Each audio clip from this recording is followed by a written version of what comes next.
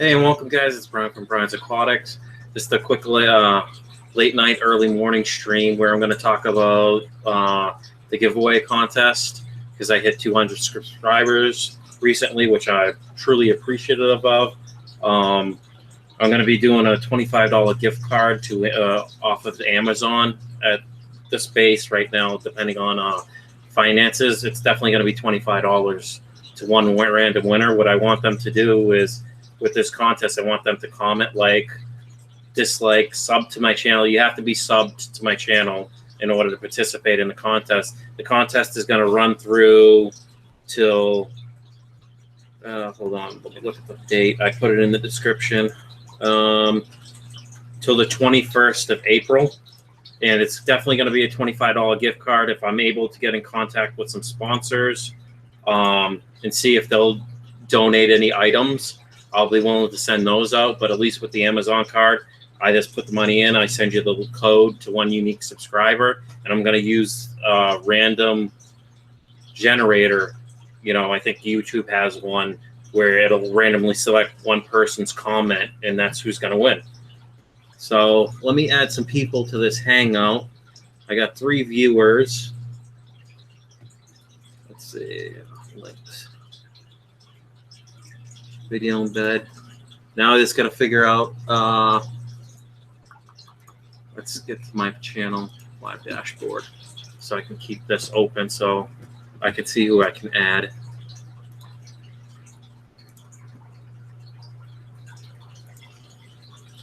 Okay.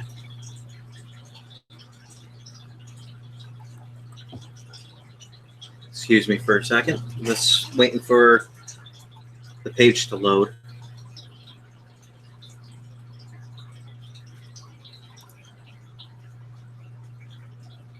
There we go. Now I can see that.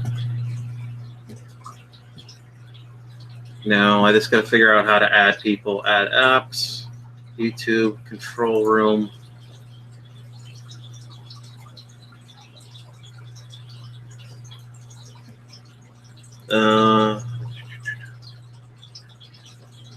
Now, Chas, how do you add people to the call if you're still here, if you're not tied up doing other things?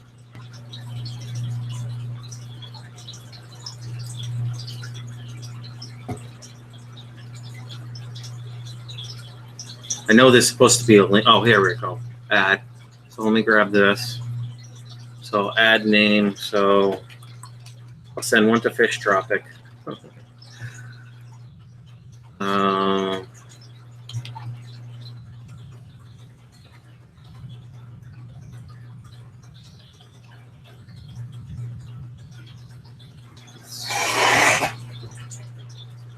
These icons are so small, it's hard to see if I'm getting the right Priscilla. Is it Priscilla Willis? I just don't know.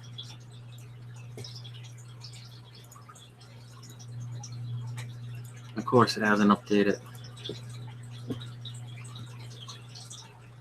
Refresh.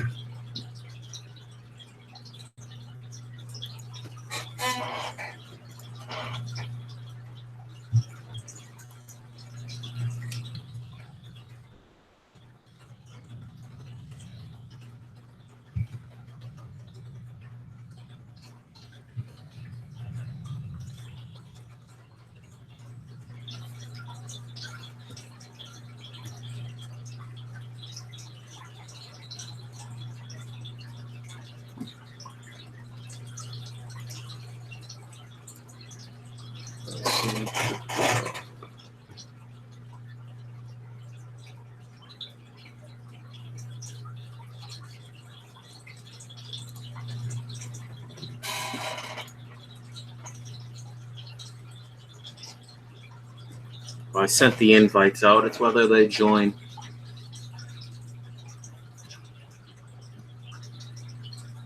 If anyone else is looking to join the stream, just speak up and I'll send you the link, or I'll invite you.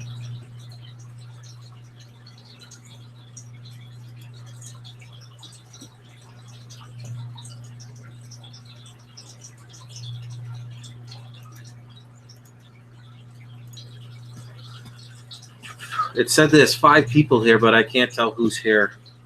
6 people now.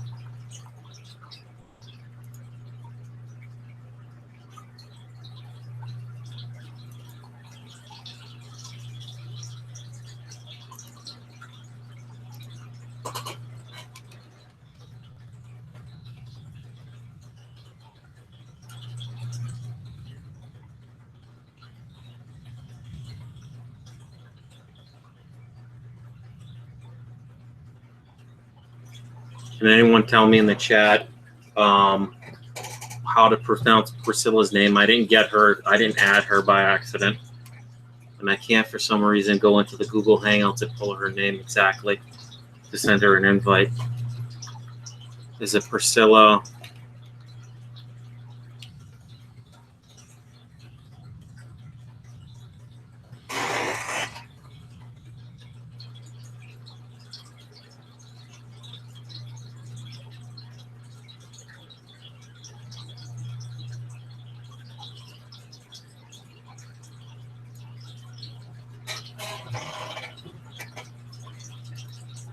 I'll just wait. See if anyone else comes on here. So how is everyone doing tonight? I hope good.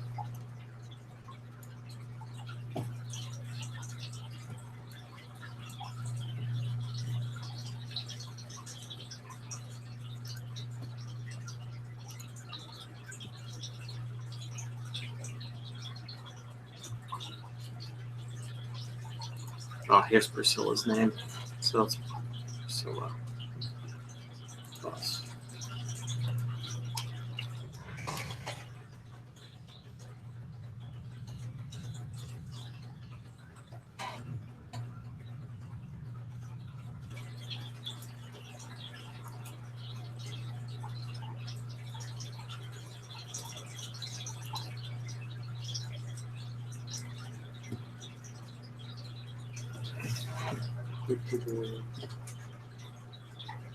Who's that side?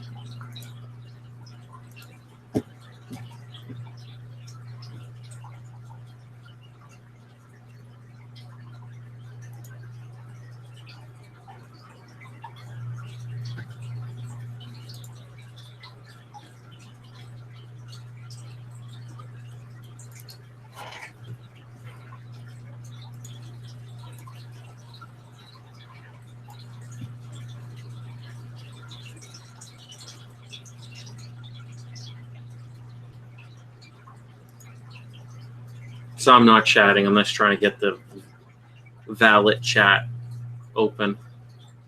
Why isn't it showing me live? Am I not live, guys? We have 5 viewers, but I can't see anything yet. So where is my live dashboard? There we go.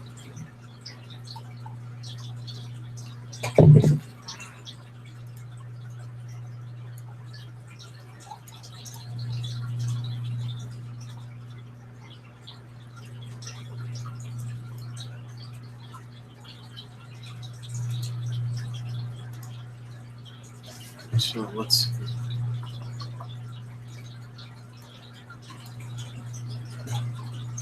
info and settings, live streaming.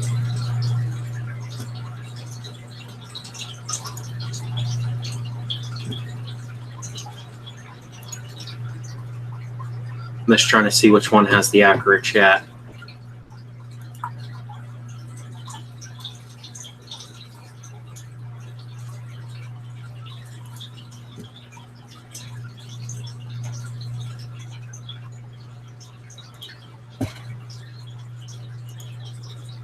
There we go.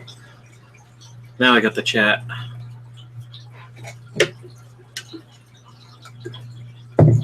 What's up, Psychedelic Babe? How you doing?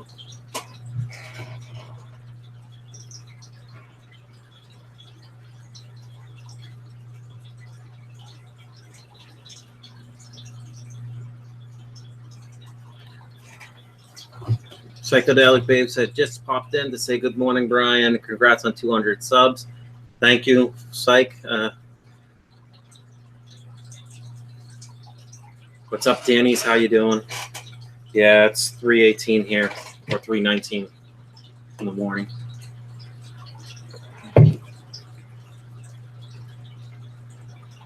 I don't mind live streaming. I mean, I'm up.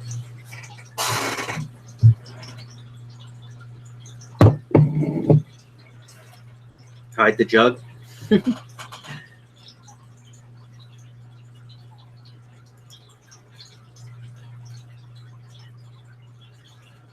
That'd be cool, Chaz, if I was the most live stream person this weekend.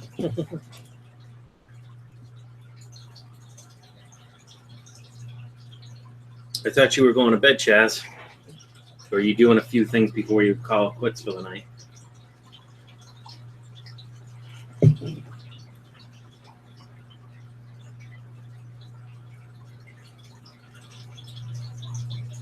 Shimmy, you should join the stream. I'm just hanging out. At least I can talk to you.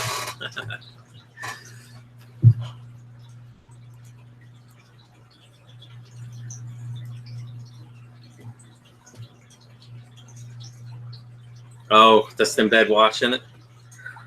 That's cool. I appreciate that.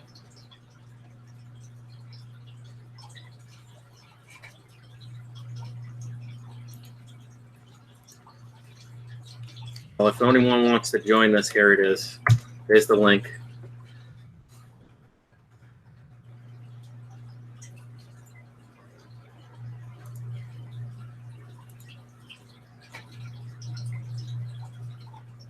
Oh, okay. Gotcha. Definitely hit that like button. Now, for the people that are here, check out my description. Does that seem like a pretty straightforward contest that I put in the description? You know, saying when it's going to end. And saying it's just a random drawing based on comments. Kind of like Bob did on his thing.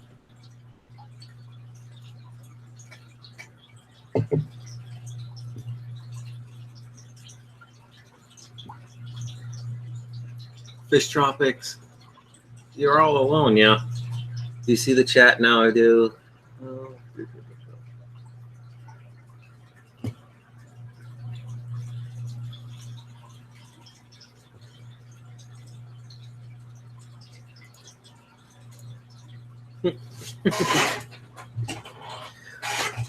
Bracken, what's up, man? You're back now? There. Face that. I'll let Bracken in here. I just want someone to chat to.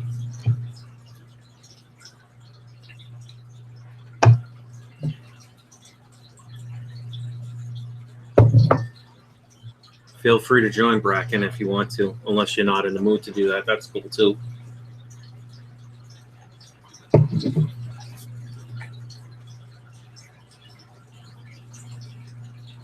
Cool. Cool, cool, cool. Ramen sounds good right about now.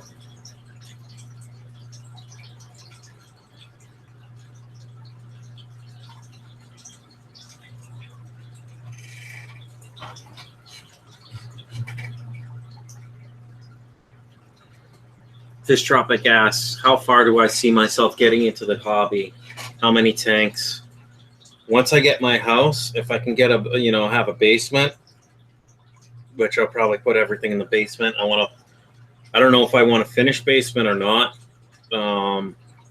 But I want to end up probably with like 20 or 30 tanks eventually, maybe more. It all depends on the size of a house and how much room I have.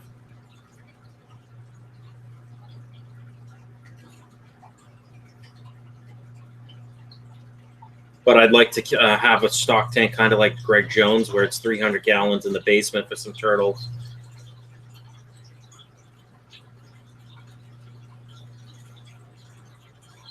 Exactly. That's why I figure at least if all I do is a $25 gift card, someone can save that and it makes their purchase less. And I figured that's not a bad thing, and I can afford that based on what I make. You know what I mean?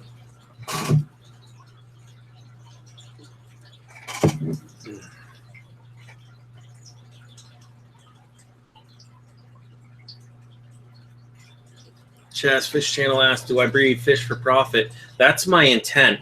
But with me only having a PetSmart near me, I'd have to probably ship. And I don't know. I know Corey's done some videos on shipping and stuff like that. I'd have to learn more about it and see what the overall costs are. You know what I mean? Because if I was to find a decent pair and someone liked it, and you know how Corey took pictures of the pairs he was selling, I'd give those people the exact pair they were looking for, and go from there. But it depends on what I ultimately want to do. I mean, I wouldn't mind selling the rubber lip plecos if I could get them to mate. I know it's not like a highly sought after one, but Yeah, exactly. I mean, I wouldn't mind selling on Aquabit or something like that if I had to. I wouldn't mind. I just don't want to breed fish and then end up having to feed them all to my Oscar just to keep the numbers down, you know? Yeah, I think I'm going to do that. I might have to change my name to that. That's a pretty cool name. The Savage Aquarius Store.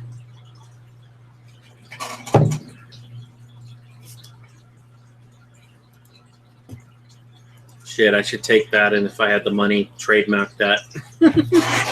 Right? Just give Fish Tropic a little kickback. The rimless tank hole. That's funny.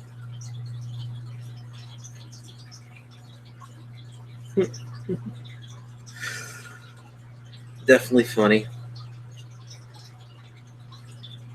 Well, if anyone has questions for me, just shoot away.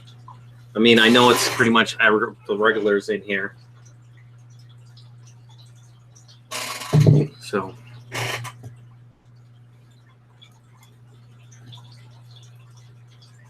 I got an honest question. Should I buzz all this beard off and then wipe out all the hair, pick it, become like Mr. Clean?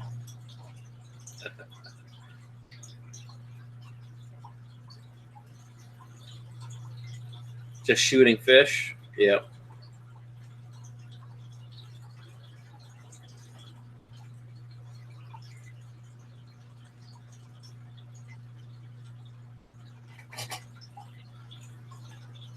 Do it.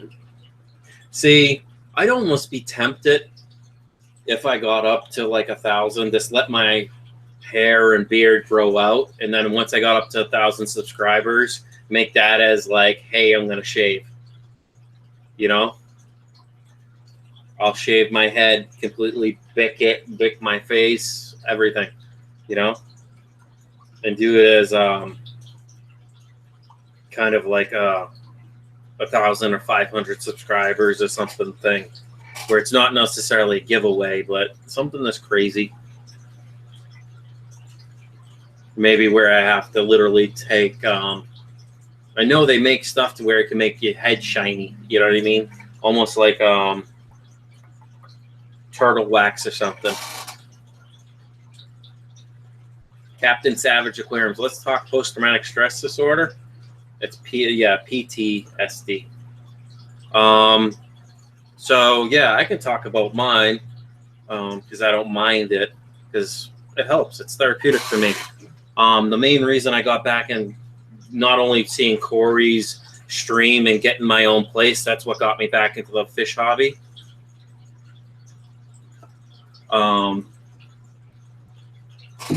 Getting my own place because, you know, things have gone downhill. I mean, long story short, me and my wife were really, you know, when I was living in Massachusetts and I met her through a dating service. I'm not going to lie, because I was landscaping, working 80, 90 hours a week, and I really didn't have time to go out because once I got home, all I wanted to do was relax.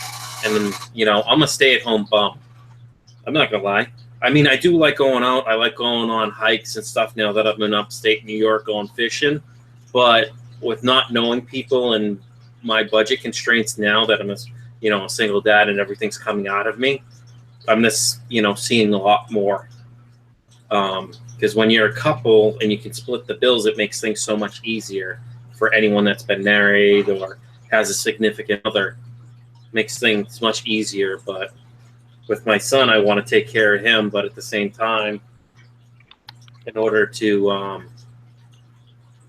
help myself out, you know, I do this stuff. I love streaming, love gaming. I love all that stuff, which I'll eventually get back into gaming. Maybe instead of doing a daily stream for aquatics, I'll start back to my gamer tag, Snafu 12 or whatever, and start playing Black Ops 3 and other PC games.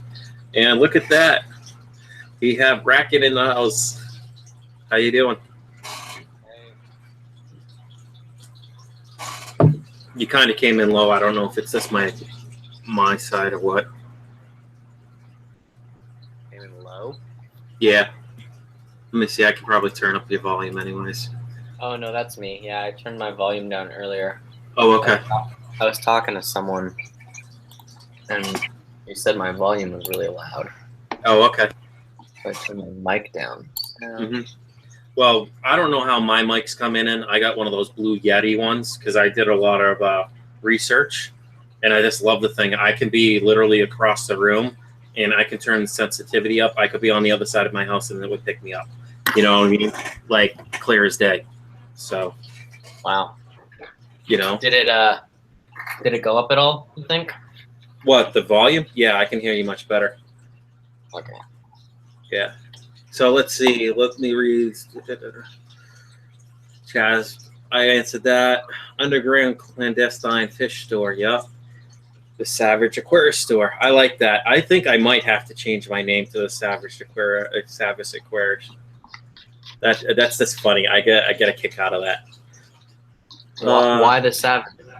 I don't know. It's something. I don't know. I don't know. Fish Tropic came up with it. Jason. Okay. You know, why not? Probably because I look savage. I don't know. They'll have to let me in on the joke. You know what I mean? So I believe me, I can make fun of myself. I do it daily. So let's see. Captain Caveman. Right? Owner of the fish cave. Gonna have to steal Steenfott's intro with the caveman then. Yeah, no, yeah. That would be fun. That was a cool intro. Yeah, I gotta see. That's what I gotta do. I gotta get off my butt and do an intro. I got that creative side to me to do that, but I would rather have someone, you know, that's an avid watcher that likes to do it, and let me this live stream. You know what I mean? Yeah. So let's see. Shishimi Whiskey says, Carnauba wax your head. That's hilarious. Oh, I was talking that I might just let my beard grow out and my hair, because I'm obviously up here. I don't have much in the middle. Just let the side get really bushy for like the next month and don't shave at all. And then for like, say I got maybe part of the giveaway, because I'm doing a contest, $25 Amazon gift card, and I'll be I know it's not much money, but to me it is. So being a single dad and all.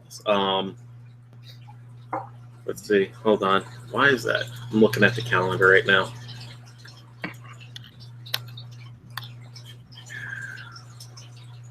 So let's see. I get paid this coming Friday. 2 weeks. See, that's the thing, is I get paid every 2 weeks, so I got to do what's on a budget for me. So the contest is going till the 21st of April. I want people to comment as much as they can on this stream, because when I'm done with the stream, it'll upload. Dislike, like the video, whatever. Pretty straightforward, kind of like Bob did. I want as many comments as possible. Obviously, if you spam too much with the comments and it's the same stuff, they'll delete it. YouTube will delete it. Not the video, but the comments. So, you know, carry conversation, stuff like that. And then at the end of the month, you know, or the 21st, which is a month from now, I'll do the $25 gift card. Maybe I'll do it before then. I don't know. I'm going to see if I can't contact Greg Jones from My Aquarium Box and see if he'd be willing to donate a box or something, you know. One of their freshwater boxes or saltwater boxes, depending on what the person was looking for, that one, which is like a $30 value, or more than a $30 value, but nothing from My Aquarium Box costs more than $29.99. Yeah. Or no. It depends on the subscription. I can't remember, for like a month. I do the 3-month subscription, so it's like you pay like $20-something, and then it's worth like twice as much or something. Oh yeah, no, I have My Aquarium Box. I have this. I got the Cichlid. I only did the 3-month spurt, and I'm gonna shut it off after the 3 months. And I want to see what I think of it. I mean, I've been doing it since November of last year. But Chaz asked, "What's the worst fish keeping advice you have ever heard?" And I once got told. Obviously, I've been told this many times since then, but I once got told that I could put a goldfish in a 10-gallon, and it would grow to the size of the aquarium. And I think we've all heard that one. That's the worst one that I I hate to try and explain that to people because they don't get it. They just have that one little piece of, it grows to the size stuck in their head, so they always think, oh no, that's right. And you got to explain to them sort of how it works, because the inside of the fish will continue to grow no matter what, because it's got this set amount of hormones that it's supposed to produce, and it's supposed to grow. But if it can't grow on the outside, it's still growing on the inside, and it kills itself slowly. That's really bad. You know why? No, that makes sense, because I know the worst. He's looking for the worst advice I've ever heard was when I was fairly new, when I actually started keeping fish tanks when I was in Massachusetts. I mean, I kept them as I was a kid because I asked for fish, and because I was one of those kids that would want to bring in like the lizards and insects and stuff like that. So my parents eventually broke down, or I wore them down to where they let me get a 10-gallon tank. Yep. You know what I mean, with like a beta and other small fish. But it was based on what they would let me do. And after a while, I was just too active a kid. I lost interest being a kid, 8, 9, 10 years old, playing a lot of sports and stuff. Yeah, you want to change it so often if you only have one tank. And I think that's the reason we get multiple tank syndrome is we like to do different things, and we can't do different things in one tank, so we have to go, well, I want an African tank, and I want a community tank, and I want koi tank, and that tank, and we just keep going and going and going. Right. Well, I mean, I asked when I wasn't sure about Oscars, even though with the internet, I grew up with the internet in the 80s, and when my buddy had a 386 Tandy, so I've been into computers and IT and stuff like that, and always been creative. I taught myself when I was 6 or 7 years old when my dad finally got a computer. So this would have been 87. And computers were like $3,000, $4,000, $5,000 then. You know what I mean?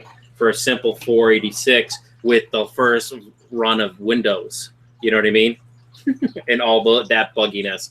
I taught myself all the DOS. I know I'm totally off of the fish topic, but I do side rants. Long story short, I taught myself all in command prompt because there was no GUI interface, as you call it, the operating system. When I grew up, it was DOS. 8-bit games, literally. Yeah. So let's just answer some of these questions, maybe. Yeah. Okay. Let's see. Your eyes are floating soon. They are starting to float, but I'm gonna wait. Yeah. I used to do it. I went back to doing it raw. What's my favorite? Is my favorite movie? Not kind of related to this. That's really hard to say. The only movie that keeps coming to my mind, I like Adam Sandler, Happy Gilmore. I like the movie that I saw recently. It's a little bit older. I think it's the same year I was born, actually. It's kind of weird. 1997. It's Seven, and it's about this serial killer that kills people like 7 people. And lucky number 7. No, it's 7, but the V is with the number 7. Oh, okay, yeah, I've seen that movie, and I think it's Morgan Freeman's in that movie. It's with Morgan Freeman and Brad Pitt, I think. Yeah, I'm familiar with it. I don't know. I like comedies. I like war movies. I like every type of movie. Pretty much. Okay, let's see. What's my favorite aquarium store at the moment? Ooh. Well, let's see. If it's brick and mortar, I'm gonna go with my hometown. The Fishbowl is what it's called, the pet store, because that was my stomping grounds. Yes, I went to Petco, PetSmart when I was living in Massachusetts. I went to a lot of other local fish stores, but I always found myself always going back to the Fishbowl. Yeah. I don't know what yours is. My favorite one for a while was my local fish store. It was literally 3 or 4 blocks from my house when I was 14, 15, I think. Mm-hmm. And so I'd ride my bike down there. It was called, what was it called? Fish Emporium. Mm-hmm. And they had like 2 tanks when they started out, apparently. And they grew up and they moved downtown and they moved a few cities over, and then he was like what did he do? Construction, like newer interior construction. So he was always working, the guy that owned it, so it just went to heck. But one of my buddies, I got to become really good friends with this guy named Adam, and him and I could talk fish for days because we both kept African cichlids, and we would go back and forth. And he has some of my fish, and I have some of his fish now, and I'll send him pictures, and he sends me pictures. I ask him how some of my fish are doing, stuff like that. If I ever want to get rid of a fish, I ask him first if he wants it. So, but that fish store has since disintegrated, I think, because well, it sounds like the Emporium, Fish Emporium. I've heard of it online. I think it's still kicking though. It may be by a different owner, or someone else came up with the name. You know what I mean? Yeah. Because I gotta say, I've seen it online at least. Yeah, I really liked Corey's store when I went up there for the first time last week. Oh, really? Aquarium Co-op? Yeah, Co-op. It was pretty cool. It was a lot smaller than I imagined it, but he still had everything that you could imagine. Well, doesn't he have like 130 tourist tanks in the store or something like that? I think he was saying. He has like a whole. It's really weird. It's like a whole wall. I would have thought it would have been more like rows. Yeah.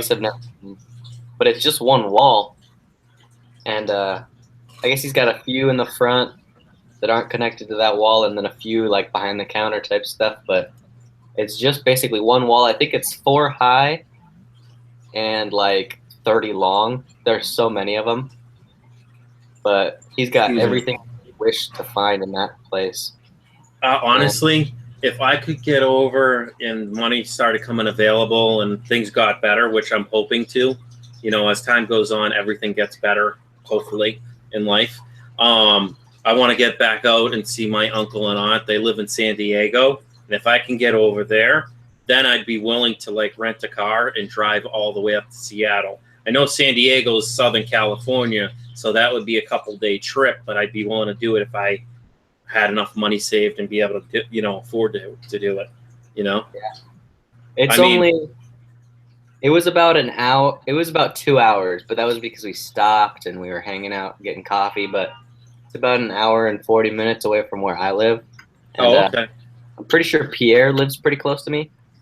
Oh, he goes to, what's it called? Aquarium Paradise, where I got my Shelleys, actually.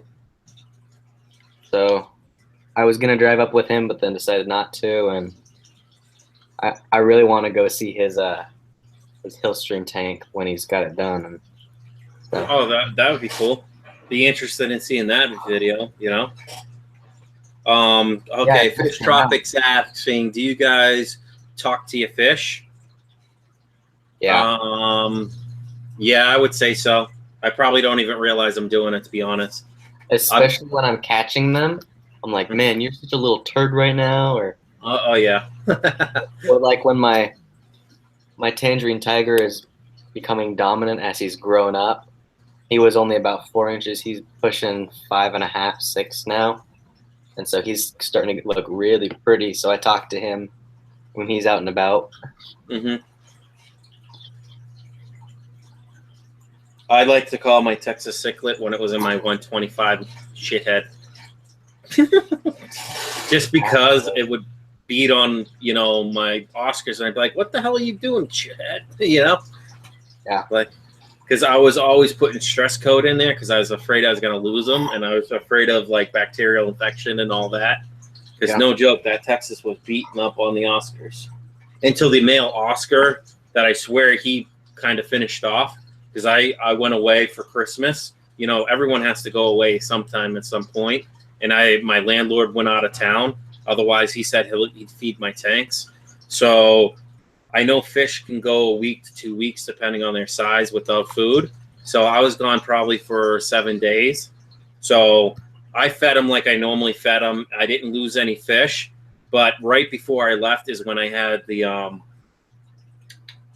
the thermometer break like the day before I left, and I didn't realize. So it sat all night, and then I'm like, what the hell is this? These markings? I'm like, it's like almost look like a chemical burn.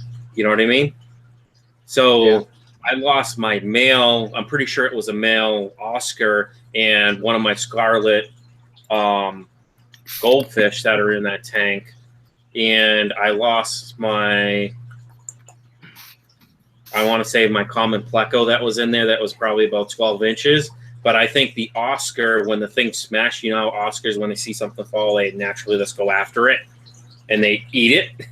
So I think when it got smashed, those little pellets that came out, I don't know if it's mercury or some other kind of chemical, but I'm pretty sure my male Oscar ate that and probably my goldfish ate that. You know what I mean? Yeah. So I lost, that's the only, you know, I've lost other ones because the plecos like to swim up before I finally got my screens for my overflows, my 1-inch overflows. They would go out, they'd somehow get sucked into the overflow. I found one of my pleco's bodies and like my high fin pleco's body, just the bone in my drain. I'm like, what the hell's going on? Why is this water not, you know what I mean?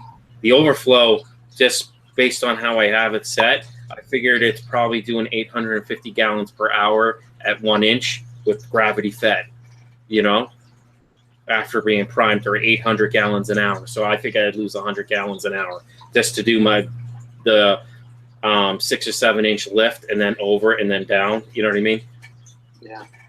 So Fish Tropic asked, would you guys keep spiders? That's funny you asked that because I have salamanders in my room.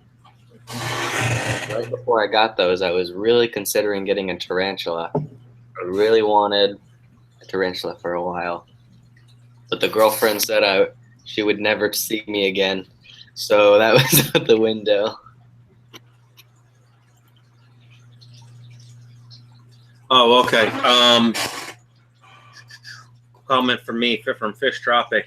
Did I test my water? Yes, I did, Fish Tropic. I did do a water change because my TDS and my fancy guppy tank was at like 733, even though all the nitrates are reading 0, no chlorine, ammonia, nothing, because it's heavily planted. It's just with all the snails and guppy fry in there and everything. There's just a lot of waste, a lot of mulm in there. And I'm literally every day I go in there and suck the mulm out. So I obviously take some of the snails out, the smaller ones, because I suck them up, which I'm not really worried about. I just start throwing them back in the 10-gallon tanks, or I'll throw them in my 55 or my 125, or I'll throw them in the sump, you know. So, yeah, my TDS is down in that 10-gallon to 450. So I'm going to do another water change tomorrow. And hopefully I can. Go ahead. What were you going to say? I just said Danny's aquarium is here. Cool. Had to prepare for school. Mm-hmm. That's cool. I feel you on that. Yeah, so no, because Fish Tropic was like, wow, that TDS is high. And I saw the monitor go to 999 and then it went to 1,000. Like it rolled over and went to 16. I'm like, is that 1,016 TDS? Holy good God, that's a lot of dissolved solids, you know? And no joke, the lights I have in there, the sticks, are 60 watts, but they're 1,100 lumens. So I'm pretty sure I'm overpowering the light in a 10-gallon tank. So the duckweed is growing like crazy. My wisteria and water sprite and Java fern are just crazy. You know what I mean? I've been pulling out handfuls of Java fern each week, you know, like once a week to put in my other tanks. Yeah. Yeah, those are like the 2 fastest growing plants ever is the Hygrophila deformsa, the... See, you know the Latin names. I don't know the Latin names. So if you can tell me the common names, if you know them, that's better. That's what the... What did you name them again? I have wisteria in there. I got water sprite. I have Java fern, Java moss. I got like a grass-looking plant. I looked it up one time. because Petco was selling it, and I got it for $1 a piece. Come to find out, the website showed it for like $2.50, $3 a piece. I'm not going to complain because, you know, I dropped like $150 between fish,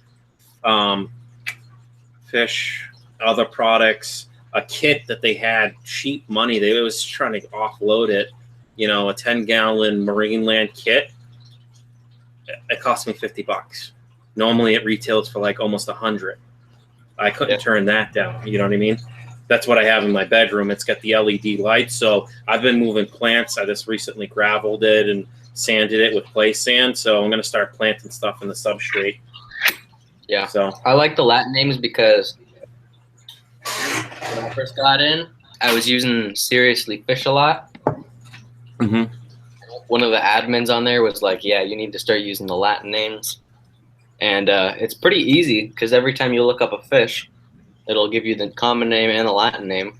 And so I started doing it with plants a little bit too. Well, that's the funny thing is I know Latin names for different trees and stuff because I got the landscaping background and horticulture and all that because I went to a technical school.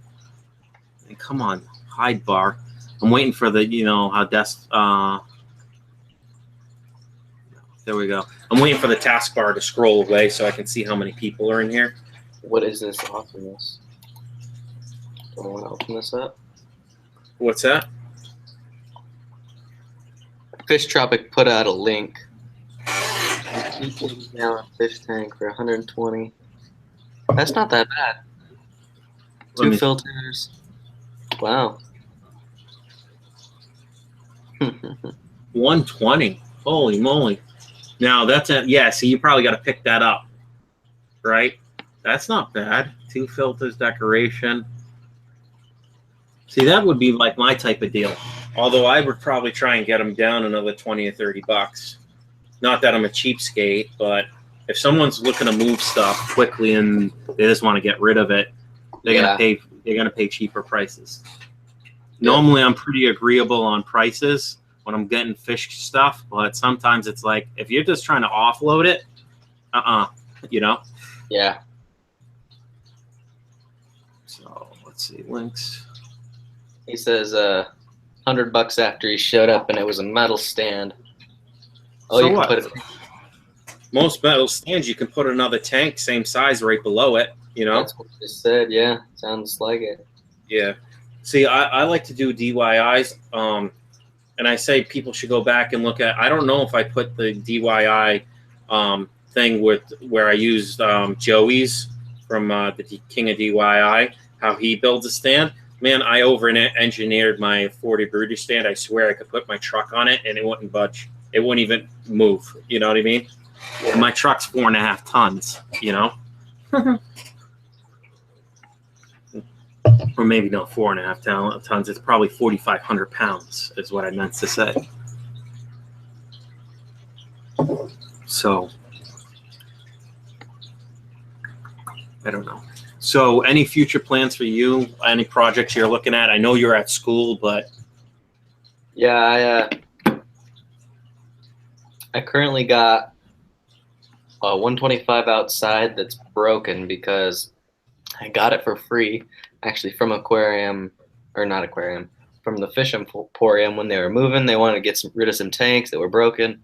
And I mean, it's acrylic and it's just a seam issue. So all I got to do is put a piece of acrylic on the inside and cement it in there and it should be good.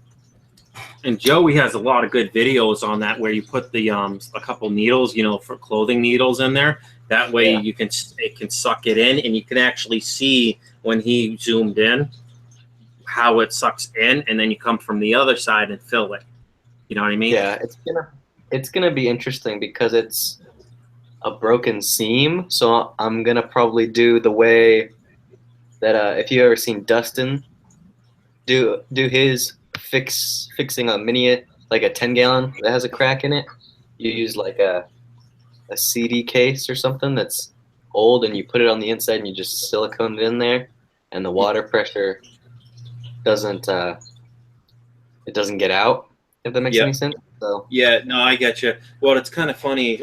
In some of my other videos, the local Ace Hardware, they have like their racks, their cheap racks. where they were sort of trying to get rid of a lot of acrylic. You know, they got like regular strength and double strength, which is a little bit more rigid. So I got pieces for like nothing. You know what I mean? A few pieces because I figured I'd use them as lids to stop my water evaporation a little bit. And come to find out, one of them's like perfect size. I just gotta use a razor blade or something, which I'll probably do as a project. I cracked one of my panels when I brought my original 10-gallon that I first bought. You know what I mean? For a 10-gallon. Actually, I think it's my original one that I had when I was a kid. That's how old it is. I've resealed it and all that myself. And it's an, I want to say it's an Aqueon. An old Aqueon. You know, but it's got the plastic bracing. It's not like the metal bracing, you know? Mm. And I'm going to use the piece of acrylic. I mean, I've measured the glass. The glass is only an 1/8 of an inch thick, or slightly above, you know, 2/16 or something like that. Yeah, that's normally what I think they have on all 10 gallons. Yeah, it's like 1/8 inch glass, and I just figured I'll just use the acrylic and the silicone it back in. You know what I mean? Yeah. Acrylic's stronger than glass. Yeah, I don't know how well it works on acrylic, but with a 10-gallon, I wouldn't be too worried since it's not a lot of water pressure. Well, also, I'm going to use the double thick one. You know what I mean? The more rigid plastic. Yeah, and that shouldn't. I just meant the way that it I can't think where it melds together, because silicone doesn't stick well to acrylic, I don't think. No, it doesn't, but I'm going to acrylic it, and I may even use, whatchamacallit, because what am I thinking, Gorilla Glue and stuff like that, when it binds two things together, especially plastics, it usually melts them, like a plastic to glass, and if that's the case, glass is still porous. You know what I mean? Mm-hmm. So it would bind into the smaller molecules, so I think it would hold it. So if I take the trim off, with the trim, it would give that extra support to keep that panel in place. What's the worst thing? I make the tank a little messed up and I put a piece of duct tape over it. You know what I mean? Yeah. You know, as far as I'm concerned, duck it and fuck it, right? As the saying goes.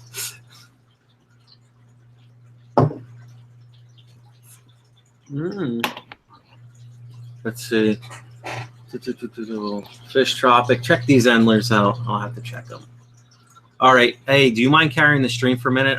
My eyeballs are floating again. So. Sure. All right. Cool. I'll be right back. So I think Fish Tropic is. Are you gonna start shipping soon? Is that what's going on?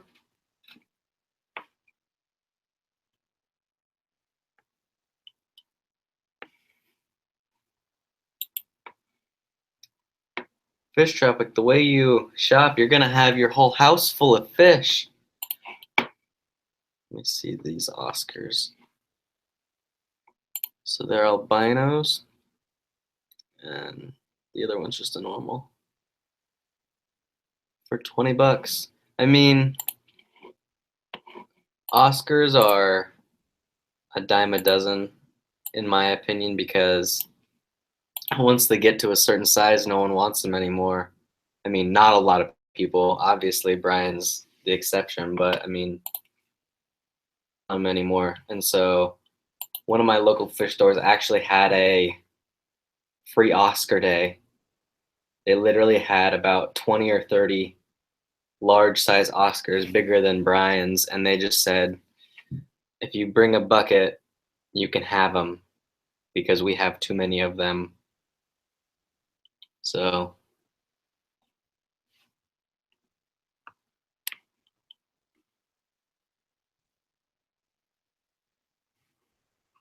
Brian, did you need more Oscars? Is that what's going on?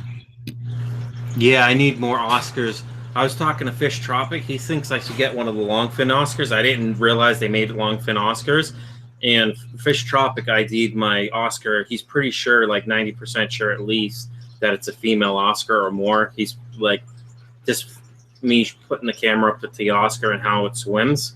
Like that Oscar loves to do barrel rolls and whatever. Yeah, I'm seeing it. Yeah. So Yeah, I wouldn't mind trying to breed Oscars. Why not? I've never tried to breed them, so. Yeah, they produce so many fry. I was just talking about how my local fish store had so many Oscars, Mhm. like 20 or 30 large-sized ones, that they literally had a free Oscar weekend where they said, anyone who wants one, bring your own 5-gallon bucket and we'll give them to you. Now, are they egg layers? I'm not sure how they do it. They're egg layers. They're sort of like flower horn. They'll lay on a. I'm not sure if they're. Do they lay on a slate, or do they kind of just lay them in a corner on some rocks or whatever, like a hide or something, a branch? The 1 or 2 times I saw them lay eggs, it was on a slate, but I never saw them get hatched. I don't think they had enough food spaces or something like that. They didn't have enough. They didn't have another tank to put them. I can't remember what happened to them. Well, obviously the convicts and the other tank mates. I got 2 convicts in there. I'm not sure the size, male or female. And then I got koi in there. So if I'm gonna get a female and I want to try to breed, I would probably want to move at least the other South American cichlids out of that tank, and afraid that they would eat the smaller fry. I know the Oscars will protect their own, just like any cichlid would, you know. So they'd either get so stressed that they would eat their own eggs, or they would kill everything in the tank. Yeah, and honestly, the koi aren't going to mess with the koi. Gives my Oscar and the convicts a wide berth. You know, same with the goldfish that I have in the tank. So. Yeah. So really, it would just be the convicts, and the convicts don't really mess with them. But I figured if there was a mating pair in there, the female, I don't know if it's the male that stays back and watches the eggs while the female goes out. You know what I mean? I'm not sure of their breeding habits. I don't know either, but I'm pretty sure they both guard, just like any other cichlid. I know Texas cichlids, the female guards while the male goes around the perimeter. But And I know they'll leave the eggs to get food, but me personally, I'd probably just purposely drop sinking pellets or something where their area is so they can eat and stay close, still in their perimeter. You know what I mean? I just figured with that 125, you know, the tank's almost, 19 inches wide, I think 30 inches tall and 6 feet long or something like that. I got to do the measurements again.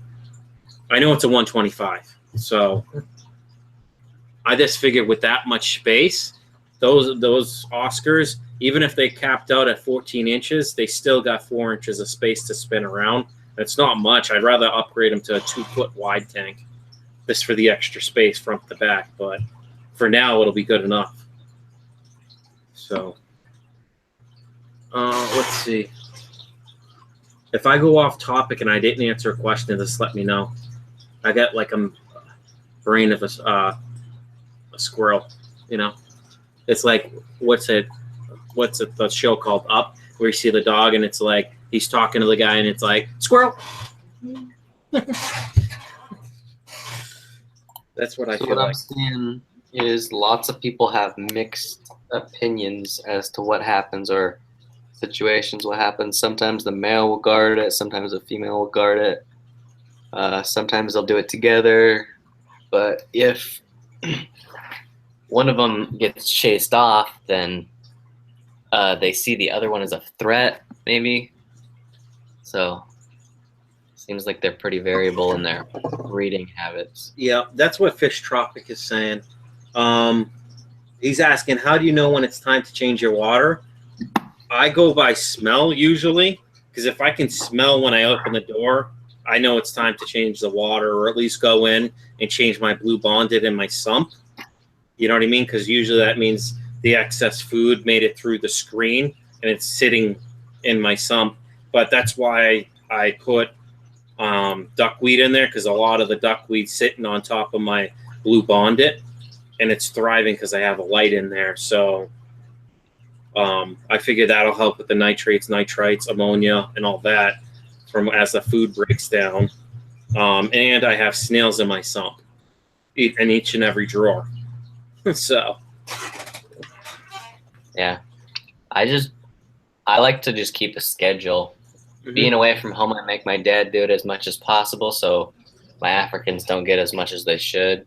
I used to do it once or twice a week, about 20 to 30%. Here, I do it a lot.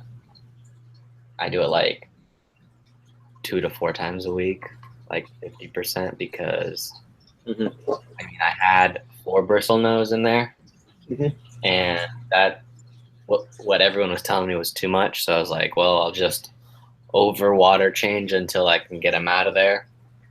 And so I was doing a bunch. So, and I mean, I've got a lot more plants in there now, so I might dial it back a little bit. But Yeah.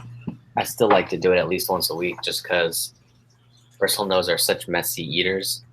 And if I don't get the algae wafers out of there, or the zucchini, whatever I'm using. Well, honestly, the way I look at it too, not to cut you off, I hope you were done. With my bristlenose and plecos in my African cichlid tank, I feed them more of a veggie diet just because, you know what I mean?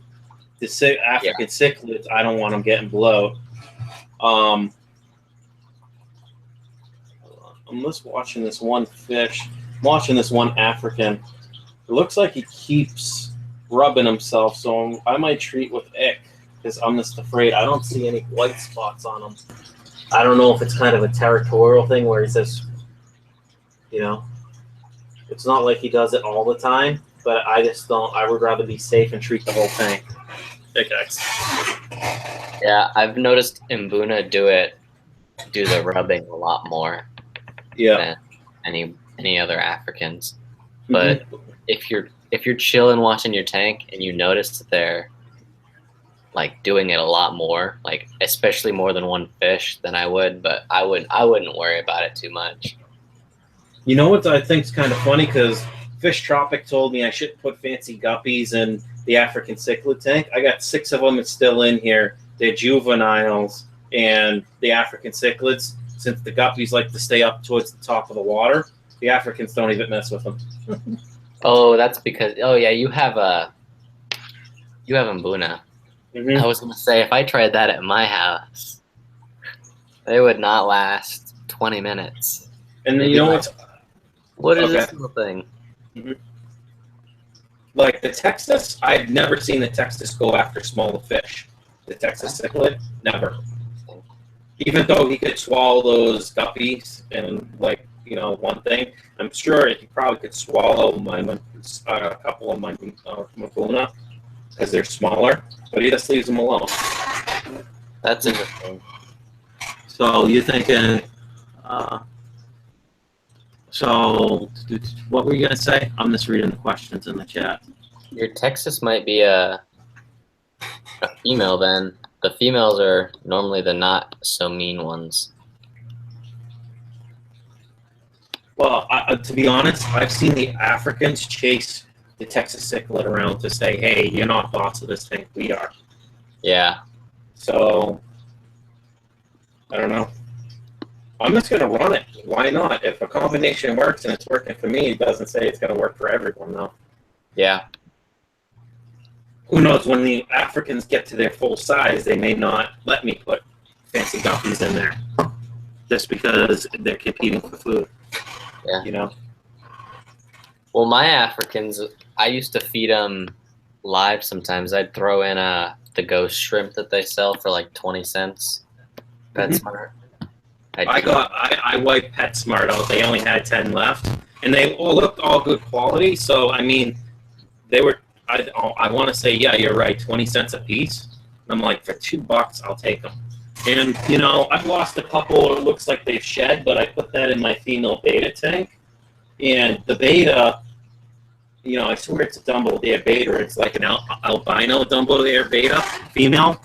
So I haven't seen her go after the shrimp. And everyone says when the lights go off, that's when the betas start hunting fry and stuff like that. But I haven't noticed anything. You know what I mean? With how much plant and high cover there is, I haven't seen the beta go after anything. And I do have a couple of those feeder fish in there that I didn't feed to the guppies that I'm just letting grow out. So I might actually take those out of the tank and throw them in the Mbuna tank to see what size they get and see if I can't trade them in, if I find a local fish store that's willing to take stuff. I mean, I've treated them. I treated the feeder fish because I'm always wary from the big box store feeder fish having, you know, parasites and all that. So I treat it with General Cure. When I get paid this coming Friday, I'm gonna get levamisole from Greg Sage. Just because I know Fish Tropic says most of the time live bearers get the Camellinus worms, and I don't want that in the tank. But I haven't lost any of the fish. I only lost the 1 or 2, but I think it's because they just kept getting harassed. You know what I mean? Yeah. And they couldn't rest. I lost 2 females. I haven't had fish die on me in quite a long time that was like, oh, I know that this fish got sick. A lot of the time it'll be like, oh, that I got that fish 2 weeks ago and something happened. I guess I must just be lucky, but I haven't had to deal with ick for years now. I think it's going on 3 years. I haven't had to deal with ick, but maybe that's just because I really like to pay attention to stuff. Now, one thing I did see ick in my tank is my goldfish. You know how the eyes get glossed over in white? I'm pretty sure that's ick. Because when I came back from vacation, I nuked my tank with ick-X. You know what I mean? My big 125, because come to find out, I couldn't find where the big Oscar was for days, and it's like I searched around the tank, moved the wood. It's like I must have been moving it. It must have been just in that right niche under my driftwood, even though I moved it, that stayed there. You know what I mean? And then the following morning, it was floating at the top of my water, so it's like something knocked it out of wherever it was dead. You know what I mean? I mean, I've only lost. Actually, I haven't lost any fish besides last week. I lost one of my yellow labs, but I couldn't find any fin bites. I tested my water parameters, everything. I couldn't figure out what the hell was going on. I didn't see any bite. You know what I mean? Any damage. So I just don't know. Was it a disease? Did it have cancer? Who knows? You know what I mean? Yeah.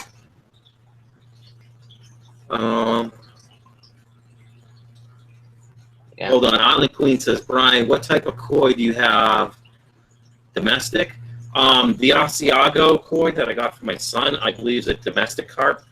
Because most carps, they started with the long fins, I want to say, and then they slowly gotten smaller fins, or vice versa. So I got, I call them assorted carp because I got them, or koi because I got them from Walmart, of all places, because my son wanted them. And he was like, Daddy, I know you got fish tanks. Can I get these couple? And they were cheap prices. And I was like, I really don't want to shop at Walmart. So, of course, I hit them up with ick-X, what the hell is it? General Cure and a couple other meds, just to make sure they were safe, you know? But I haven't lost the koi. They're still the 3 original ones he picked out. So nice. Mm-hmm. Well, let's see. The one fish I did that I remember losing last was my red shoulder peacock, and I lost him when I went away because I moved some grow outs from a 30-gallon or 29 or whatever into the 55, and I had already had a red shoulder in that 55, a big dominant male, like almost 6 inches. And so I came back a week and was like, so did any fish die? And my dad goes, yeah, just one, though. Only one. He was so proud. He was like, I didn't kill them all. I only killed one of them. And so, but I'm sure it could have been avoided because that's like the #1 rule is don't keep 2 of the same Africans when you're doing an all-male setup. So that was my fault. But I wasn't allowed to have more than 1 tank running while I was gone. So I was like, I'll just put everything in there and hopefully the big stuff doesn't eat the little stuff. But I turned the temperature down just so that they wouldn't be killed, like harping on each other, you know, like. No, I hear you. Don't mind me, I'm checking things out in the stream. So that's cameraman. Share screen. I'm just seeing the different apps. That's all. Let's see, links. Oh, here we go. Invite people. I want to throw the link back out. That way, if anyone in chat wants to join the Google Hangouts, they can feel free. Yeah. If it is, my son's going to be getting up within the next hour or two, so I'll have to cut this probably whenever he wakes up.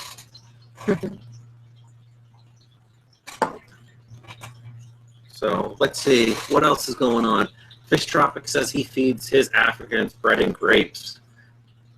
I've never, I just didn't know how fish could take bread. You know what I mean? The carbs. I don't know about the bread, but the grapes I think would be semi-okay. Oh yeah, well you got to think along. There's probably wild grapes that grow in different areas where the grapes fall into the water. You know what I mean? Yeah, but I don't know about the lakes because there's not that much vegetation around the lakes. A lot of it, there's very few even aquatic plants. So I don't know what all is inside the lakes. I know in Victoria there's a lot more wood, and especially the the really expensive rare one is the Christmas fulu. They like to eat off the algae and the wood and the leaves and stuff, but I don't know that there's a lot of organic material in at least Malawi. Yeah, I know Mbunas like to eat algae, but not like crazy, right? So this how a sashimi whiskey had that whole backside of the glass. I want to leave my lights on because they're LEDs and just leave them on for like 2 or 3, 4 or 5 days, a couple weeks till the algae starts growing inside the glass. Yeah, I've been doing that. I had a longer photo period. I think I did 10 hours, but I put on like a huge light on it, and so I had highlight, long time. I started growing that really nice bushy red algae. Not the black beard algae that gets really long, but like the short fuzzy stuff. And when I brought my fish home because it was spring break for me, I brought my bristlenose, and one of the females halfway through spring break, like Tuesday or Wednesday, decided that she wanted to clean a rock. Just one of them. She wanted to clean this rock of that red algae. It was so bizarre watching it. It was like a quarter-sized spot where I was like, that's the rock. And then like the next day I woke up and like half the algae was gone on the rock. It was like you'd cut the rock in half, the top part was all gone. And then the next day it was completely clean. I was like, this is so bizarre because they don't eat that kind of algae normally. And so she just had decided. And every time I looked at them, it was just that one female eating on that rock. I was like, this is so bizarre that she decided she wanted that kind of algae. Because I had so many other places on the back wall and the side that I was really surprised that she had decided that one rock was what she wanted. So hopefully she's all big and plump now. Well, that's what I was going to say. In my 125, my photo period, even though the fish don't need it, I like to run the lights for like 10 hours. You know what I mean? 10 to 12. And that's pretty much all my tanks. I had just gone from like a really low LED, like the Aqueon that was like $60, to like high output shop lights that are like rated at like, what is it, 7,500 Kelvin. I was like, we're gonna throw these on there full blast. And I think I had another LED or something on there, so it was like double whammy growing stuff. That's cool. Long fin danios? I don't like long fin anything normally. I'd have to see them, the fish. If you can find a picture of it, I've always liked, longer fin stuff, but it depends on whether or not they nip at each other. You know what I mean? Yeah. I think I like, if I was to ever keep goldfish, that would be the one thing that I would like long finned. Mm-hmm. Just because it looks good when you get into fancy goldfish with like orandas and ryukins and stuff like that. It just makes sense to have them have longer fins. Mm-hmm. But well, you got to have long fins to kind of offset that body size. yeah, because they would look really, really, really weird if they weren't to have the long fins. Mm-hmm. That's cool. Fish Tropic says, I love my algae rocks. Yeah, unfortunately, my pleco was doing a good job keeping the algae down, the high fin that's in there, because no joke, when I had the common pleco in there, it was only one, even though he was probably, I want to say, close 10 to 11 inches roughly. He just didn't do that great of a job, and I know common plecos like to eat wood. Most plecos like a certain amount of wood in their diet, and I didn't have timers initially on my lights, so my lights literally would stay on from the time I got up in the morning from 9 o'clock till either 10:30 or 11 o'clock at night. So I got some pretty good algae growing on the wood, but you could see all the marks where the common pleco would eat, and it would like take 16th off the wood. 16th, like the track marks, Yeah. It almost looked like, in a way, like termites. You know how they tunnel and they burrow, and it looks like a tunnel, almost like ants. Yeah. It was cool just seeing it. I like my ram's horns, especially when I like to add them to tanks like randomly. So if I have a tank that's got a lot of algae, I'll go, okay, there's no snails in there yet, but just to start the cycle, I'll throw some ram horns in there, and they leave these really weird track marks because they've got tiny mouths, and so they sit on the glass and they go back and forth like this and slowly move forward. So their tracks look like this. And it's I gotcha. So it's like a zigzag type pattern. Yeah, it's really cool because you can almost see all the tiny teeth scraping away at the algae. So. Ooh, that's a beautiful pleco. The Steven Tyler. Yeah, I'm looking for it. Steven Tyler, let me look.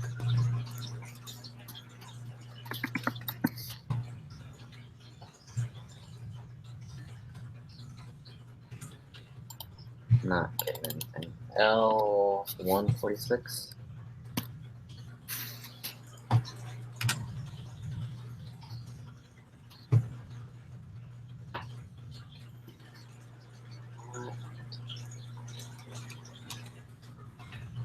The Bola pleco? What is this? Is an interesting pleco. The Heckle Pisces. That's kind of cool. It almost looks like a common pleco hybridized with a autosynclus, especially the eye. Yeah. So really, I'm just looking at the Google images, and you know how you got a bunch of different ones. But I put the L146 in, so it only should show L146, right? Yeah. So why does one look like a zebra pleco? You know, white and black stripes. You know what I mean? I've got 2 zebra plecos. I've got a Peckeltia. What do they call those? Mangoes. I've got a bunch of pit bulls, or the rubber lips. Yeah, I've got an Ancestris. So you got rubber lip plecos that's like me. I have 4 of them. I just like the cool design they have. You know? Yeah. I really want to get those. What are those ones that Bob has? Those blue ones, those blue panax. When he said he might be selling those, I was like, Bob, I almost had a heart attack. I was like, Bob, you need to sell me those right now. Right. I want everything in Bob's fish room. If Bob ever goes missing, you know it was me, and I robbed him of all of his fish. So those are L146s, Wow, I like the patterns. Yeah, I was getting a bunch of different images. Yeah, so was I. That's what I'm saying. It's like it's showing other, things. It looks like one of them is zebra pleco, based on what the pictures I've seen from Bob's. Okay, I got it on Seriously Fish. It's called Peckeltia bachi. Hey, I just added a mod. You can throw you as a mod, so you can copy and paste the link in here into the chat. Yeah. Copy and Paste the link in there. There you go. This is the site that I use the most because they always have really detailed pictures and the bola pleco. Yeah, that's pretty cool. Let me see if this zoomed in though. Wow, look at those eyes. Those eyes are really buggy, aren't they? Yeah, right. Queen Botia Dario. Queen Botia. That sounds weird to me because Botia is a loach and Dario is a little tiny.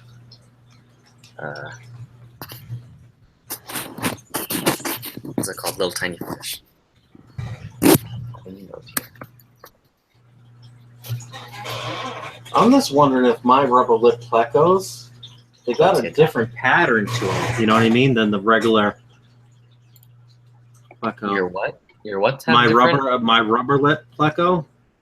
Yeah. The pattern's different. It's like almost like a light blue with like polka dotted green. You know what I mean? Yeah, I've seen. Yeah. This. I'm looking at that site you gave me, so to see what they have. Oh yeah, but they had. I don't even think that they have the rubber lip on there at all because I tried to look for it earlier and I couldn't find it. It almost kind of looks like the gold nugget a little bit, only the skin's blue, like a greenish blue. Yeah. I'll have to use my camera and clean off my glass, and when I can get it, when it's out, get a good picture of it, because then I can search it through Google Images and get a definite ID. Because who knows, what's not to say the breeder sold them something that was a different species, Yeah, you could always have stuff like that. Especially coming from a big box store, you know what I mean? Especially if the staff really isn't paying attention and they don't know what it looks like. I always find cool stuff sometimes mislabeled. I found I think it was like a female. This was a while ago. It was a female, I can't remember what species it was. It was like a red empress or something like that at a Petco that was labeled as a firemouth. So I got a $7 fish for like $3, and I was like, I'm gonna go turn around and sell that to someone who needs it. And turned out one of my buddies was like, dude, I want one of those, and so I gave it to him. He gave me like $10. I was like, doubled my profit, or doubled what I spent right there.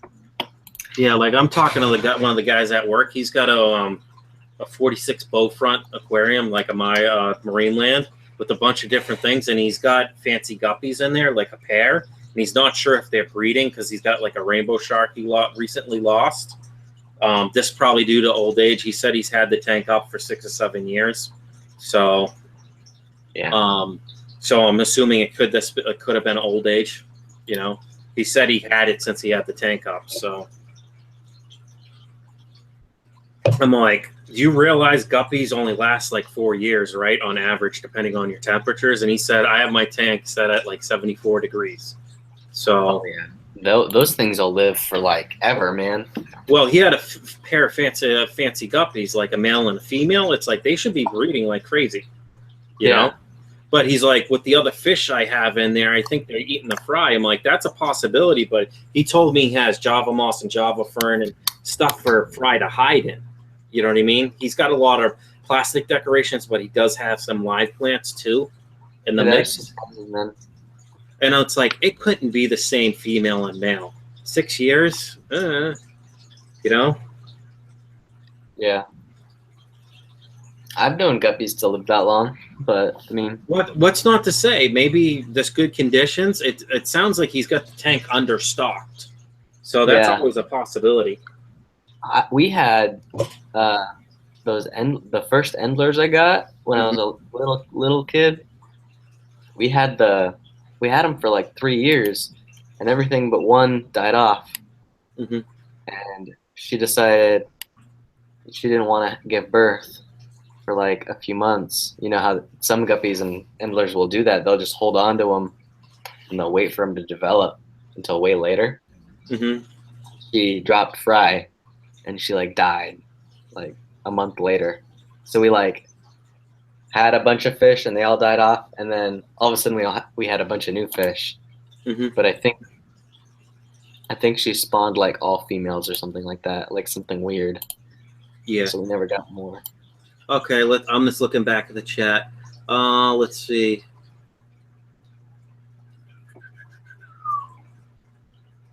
Avely Cichlid is in here. Hey, let me repost that link. Anyone's willing to join the stream or the Jesus. Grab that. Where did I post that link? So it sounds like there's about how many? 3 or 4 rubber lipped plecos. Mm-hmm. It just depends on where you get them, because some of them are striped and some of them aren't, and some of them have this one fin. Well, it's got like really, really, really like fine dots. You know, like light, almost like greenish blue dots. You know, really, really tiny. Yeah, yeah. That's why I'm wondering if it couldn't be something else. I'm just looking at the different pictures because I found another article through Aquatic Community, rubber pleco. Won't let me zoom in.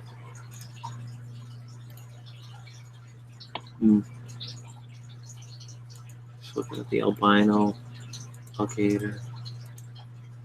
I just like looking at pictures sometimes.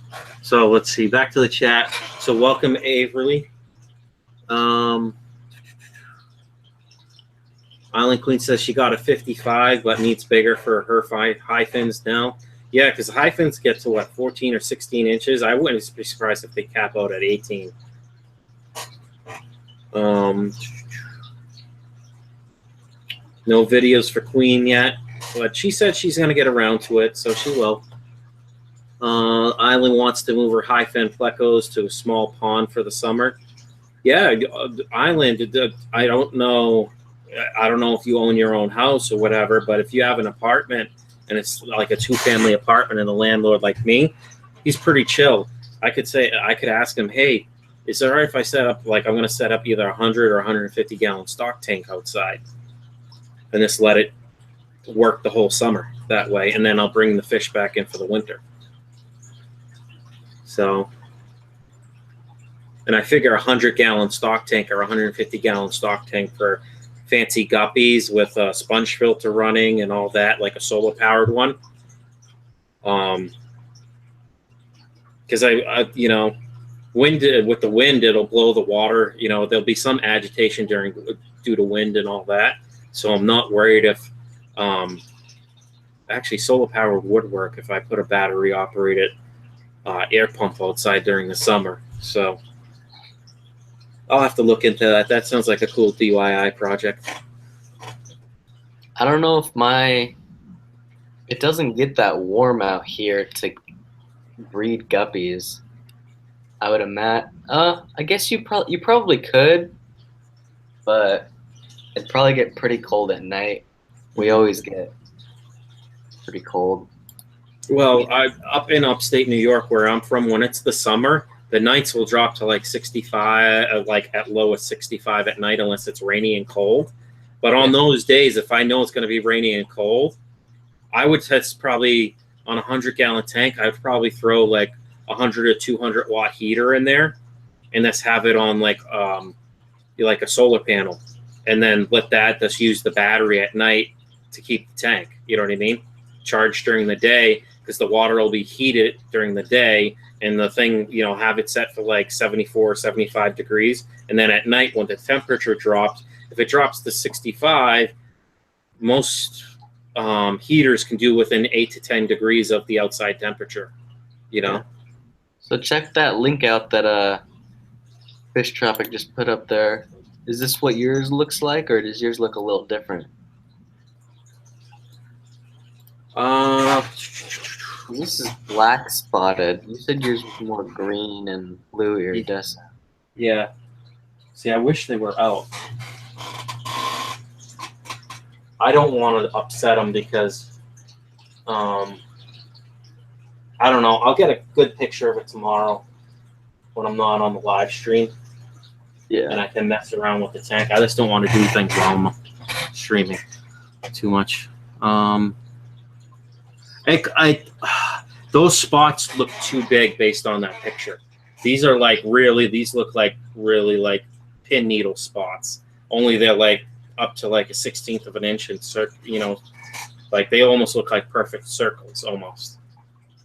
Now it could be because they're really young too. So, I mean, I only got those plecos, I want to say this point 3 weeks ago. And when I got them, you know, nose to tail, I want to say they were probably close to 3.5, 4 inches. So they've probably grown since I've had them a little bit. So they should be sexable if you know how to do it then, because I don't know how to do it. But. Well, I think Fish Tropic was saying right around 3 to 4, or like 3.5, 4 inches, they should be able to be sexed.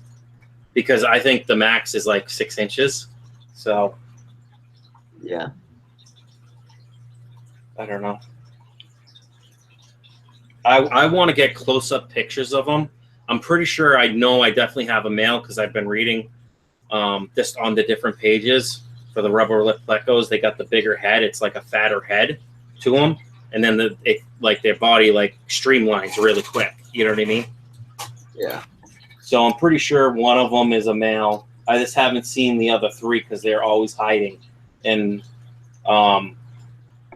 part of the gear I got with the 125 was like this broken bridge, you know, like it's a piece of acrylic, you know, the decorations.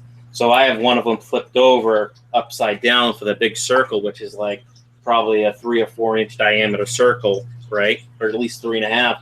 So all the plecos can get in there. So I wouldn't be surprised with it being dark.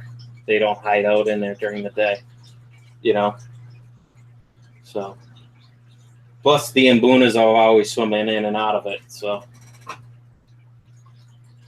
don't know. Enough with that.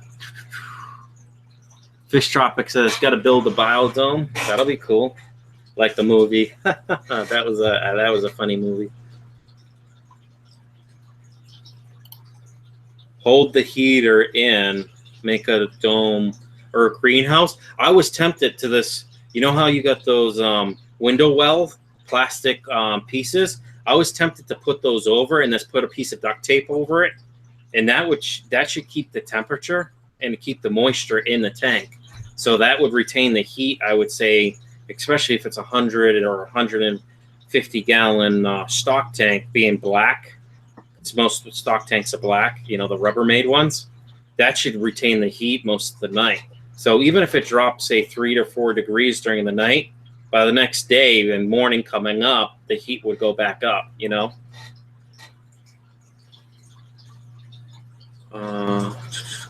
My internet just crashed. How to refresh the stream off. That stinks. Fish Tropic says he wants a greenhouse shed full on ponds. You should check out Dustin's channel. He's got a lot of stuff. He's got a decent sized greenhouse. I think it's like 15 feet wide or 18 feet wide, like 20 feet long. And that's where he grows a lot of his plants. And even during the winter, he does put a space heater in there. But even during the winter, it'll stay at a balmy like 76 degrees with the space heater in there. So I would love to do that. Even find a house, because there's a lot of houses up this way, cheap money, that do have greenhouses, you know, like built into them. You know, like a greenhouse room or whatever, or almost a sunroom. Males are bigger in the count. Sirs. Oh, okay. My Puckle's always rearranging my tank plants and they get the core. Oh, okay. So annoying.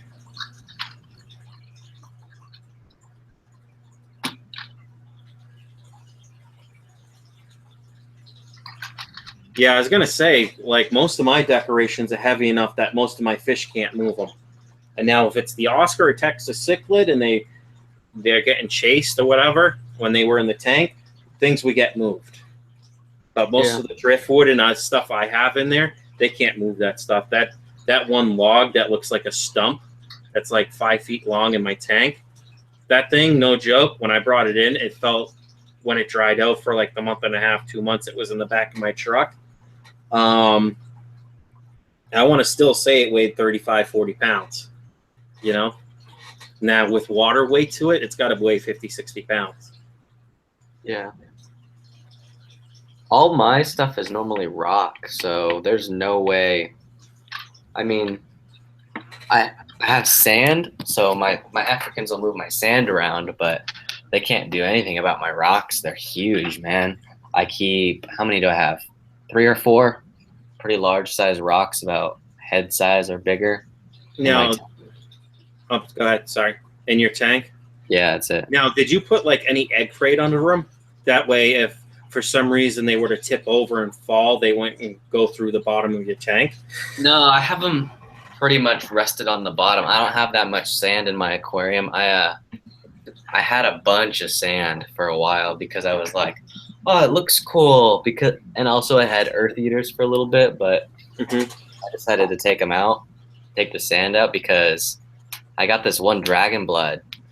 He was really annoying, and he wanted to breed really badly, but I didn't have any females in the tank, so he was being a little turd. He would pick up mouthfuls of sand, and I'm not even joking. He would go directly to the filter intake and drop it, and it would go straight into my filter. Well, that's why I like sponge filters, coarse sponge filters, because that'll stop a lot of that smaller particles. It's not going to stop the really, really fine stuff, but at least it'll buffer some of it, you know? Yeah, I was like, man, this guy is killing me so bad. And honestly, I know you don't want to spend the money for a new impeller, but no joke, I've been looking and I'm keeping my eyes on the 3D printers. No joke, I'm tempted when they drop a little bit more. I saw one for $100 the other day, and I would just literally put it in the 3D printer and print it. You know what I mean? The size impeller I needed. Yeah. You know, slide that thing on. If I had to, super glue it in place. Yeah, that sounds like a good idea. Come on, realistically, they're making guns that can go through security out of 3D printers. Yeah. So, why do people keep cold water fish with tropical fish? I don't know. Some people don't know the difference. And honestly, it doesn't really matter a lot of the time, because you can go back and forth, and a lot of the time there's a species. Species doesn't live in one town. It doesn't live on a point on a map. It lives from Brazil all the way down. So you might find it through this whole river system that goes through 5 or 6 countries, and the water parameters vary, and the temperatures vary, and oxygen and all that junk. So a lot of the time, unless it's really a cold water species, say like what's it called? Sturgeon is kind koi, of water. Bigger koi will move stuff because, I'm sorry, were you done? I didn't. Yeah, you're good. Okay. Just like, dude, I'm not done. You know, put me in my place. Yeah, like with the plecos and stuff, because Island Queen says, I don't put rocks in my tanks because I'm scared of the plecos will hit them against the glass. Well, if you get a heavy enough rock, you know, 1/2 pound or more, unless it's a common pleco or something bigger, you know what I mean, that size, they're really not going to move it. She said she's got, what did she say? High fins. High fins? Yeah, they're just basically commons with high fins. But yeah, I mean, no fish that would actually fit in my tank would be able to move my rocks. I can barely get them out of the tank. They're huge. They're like this big. I mean, in a 55, it displaces a good 3-4 gallons of water. So I mean, and my fish are this big. They're not gonna. There's no way they're moving that thing. Well, in my 55 gallon, when I was living at my dad's, which I put all the stone back. When next time I go up, I'm grabbing all the flagstone because he had additional flagstone left over from when he did his chimneys over, like a half a pallet. So all I did was grab probably 50, 60 pounds worth of flat stone. I put the egg crate in the bottom because I was afraid because I was going to stack flagstone on the side because he had different size pieces. So it would act as like a natural cave. Mm-hmm. So if they knocked it over, I purposely put the egg crate in there. That way it would disperse the weight. Now, if it fell forward or back, there's nothing I could do. Most of the time, how I had the rocks set was on end, so they would only could go left or right in the tank and fall that way. They wouldn't fall towards the glass. Yeah, I had a cave set up for a little while, but as long as you have like what I would say a pretty square-shaped rock, so like you can get enough contact point that it's not just rock on rock, like one point, I wouldn't really worry about it just because, I mean, there's not that many fish that are going to push your rocks around if they're big enough. I think that's really important to figure out like the right size rocks because you don't normally have. Right. I'll be right back. Sense. Okay. I'm sorry. What was that? I'll stay for a second. I was just gonna go put the can away, like I was 5 just feet saying, you away. don't normally have like every single stage of rock. You normally have the little tiny rocks and then the pebbles and then the big ones. And so I think it's kind of important to figure out how big you want to keep them, and you don't want to go from like sand to pebbles to like rocks and then big rocks. You probably want to just go big and little. Hey, something fishy. Welcome. Something fishy. Mm-hmm. Yeah, it's just going under my recycling. I'm actually gonna take my bottles back and stuff and get the like $4 or $5 worth of water bottles because in upstate New York you can turn water bottles in for 5 cents, like unlike Massachusetts. So that's kind of cool. Yeah, that 24-ounce can didn't last me long, but I kind of nursed that between the last 2 streams. So. Yeah.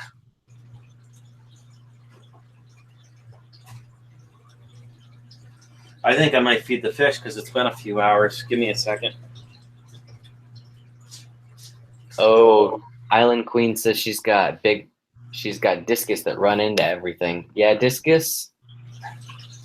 You wouldn't really want rocks in a discus tank though anyways. I mean, maybe a rock background, like from Universal Rocks or whatever, those flimsy ones, but they normally have just lots of wood and plants and stuff. So there probably wouldn't be any rocks if I was ever to do a discus tank. But in my Africans, they like the rocks and to swim around and stuff, and they like to chase each other around. So I like to have the sight lines broken up in a cave or two so that if they ever beat up on each other. My pleco's around 14 inches and they're getting chunky now. Yeah. Plecos, when they get big. Have you ever owned a Fahaka puffer or arowana? I have not, but I have seen many a arowana go through my local fish store when I worked there. Many. I had a guy come in that was Asian try to buy it off me for like $5. I was like, dude, this fish cost my boss so much money to bring in. It was like a special order albino or something weird. I was like, dude, you're killing me. Feeding the fish tank again, overloaded. What's he saying? He says you should do a water change. I'm gonna do a water change after these green beans. Yeah. Going to pick up my puffer today. So excited. So what are you getting? I think what I would get would be the South American. I think it's called like a bumblebee. And they're like full freshwater. And they're like yellow, orangish with black. I think they look really cool. And think that's the only puffer I'd get. I don't think I'd ever go Fahaka or what's the other one? The one that Corey's got. Mabu puffer. How much were they selling arowanas for, the silver type? So the silver arowanas, they depend a lot on size. And I'm pretty sure they were like 20 to 40 bucks. But sometimes they'd get them in really tiny and sometimes they'd get them in really big. So we got one in that was like a foot or two. It was probably in between that. It was probably a foot and a half. And he sold it for a lot lower than I thought he was going to. So yeah, congrats, something fishy. Oh, figure 8. Are you going to do brackish or are you just going to go straight salt or straight fresh on that guy? Because those guys can go either way, I'm pretty sure. Ooh. Oh, let's see. What did I miss? We had a Fahaka puffer. He was a stick in the mud, though. He wasn't like Murphy. So, but they weren't feeding him very well, and he would just sit in the corner and come out only when you fed him. I'm letting it transfer me into saltwater. Oh, that sounds like fun. Yeah, I've heard that you can't really keep them with a lot of things because they're meanies. But maybe in saltwater, you could do some other stuff. No, that'd be cool. Your Fahaka and your arowana can live together? I have no idea. We didn't put them together. But I would imagine no, just because of where they're from. I don't like to mix fish from different parts of the world. So like, if I have a barb from India and I get something else that's from Africa, I don't want to put them together just because they're different, I guess.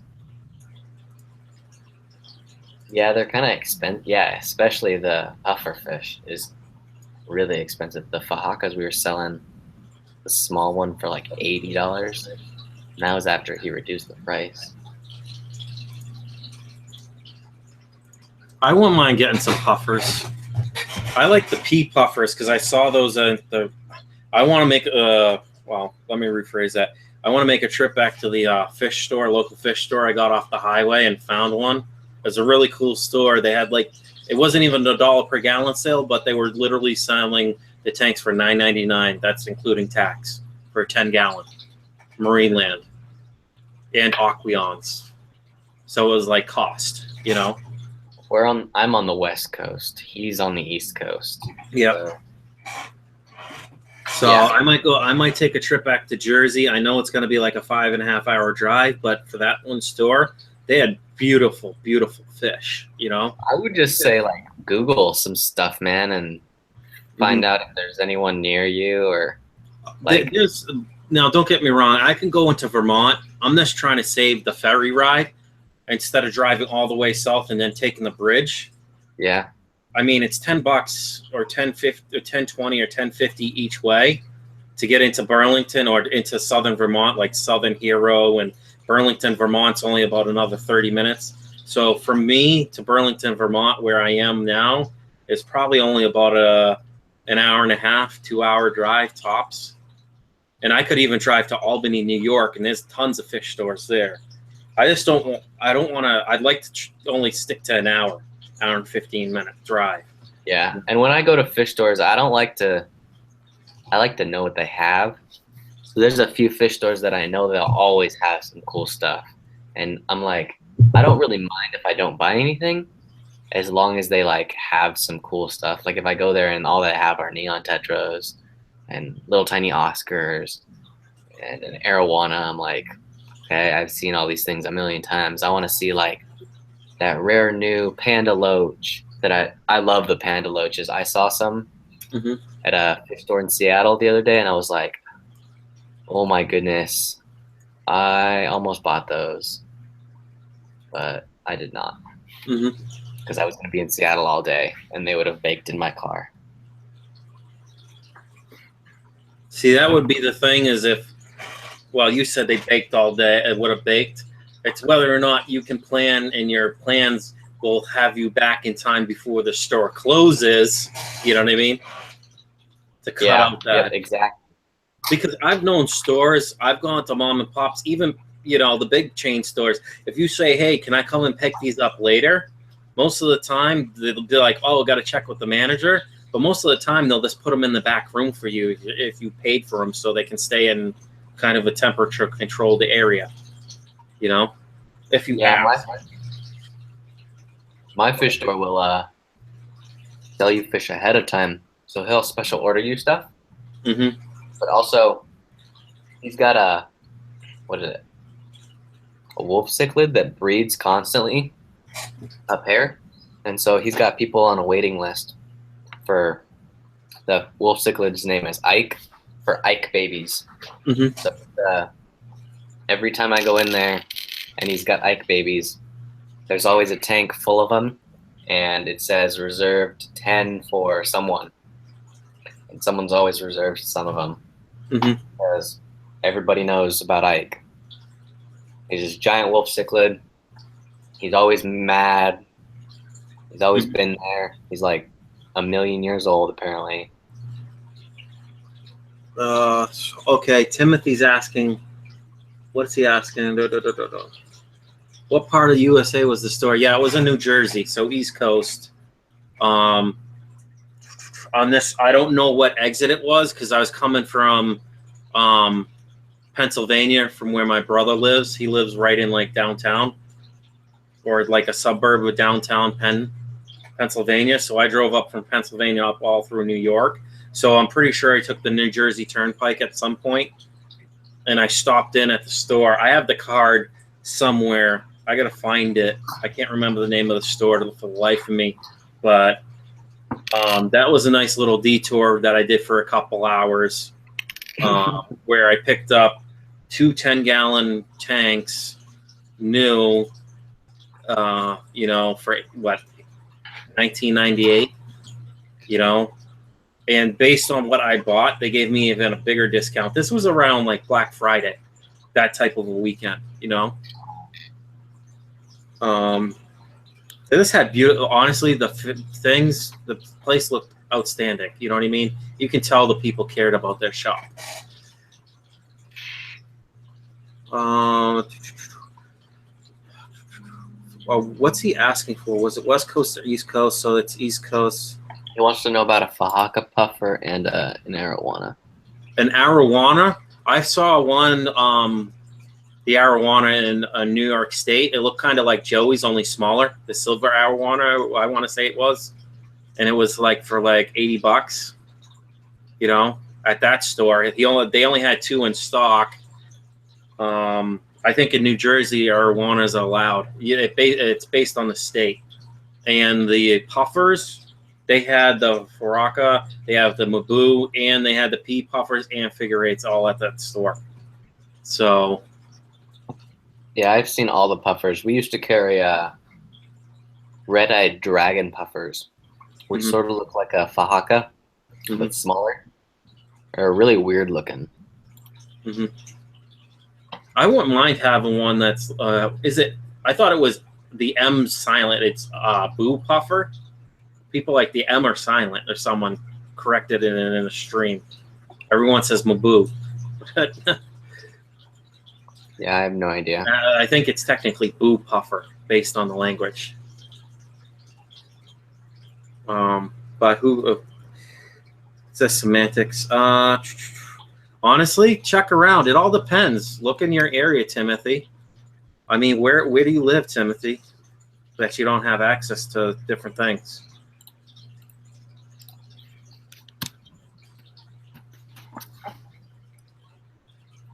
Oh, you're saying in the same tank of Baka, Puffer, and Arowana, if you're going to have them in the same tank? I don't know about that. I would think you'd want them to have their own separate tanks. Yeah. And a cheap place to buy tanks online, check out Facebook Marketplace. For your area, you can get some decent used tanks. Oh, you're on the West Coast, Washington.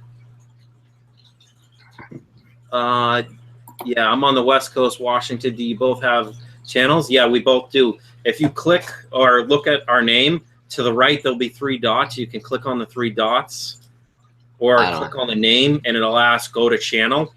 And you can go to the channel and sub to each of us in the stream. So, I don't even have anything, so it doesn't matter. I'm on the West Coast, Washington. Do you guys have channels?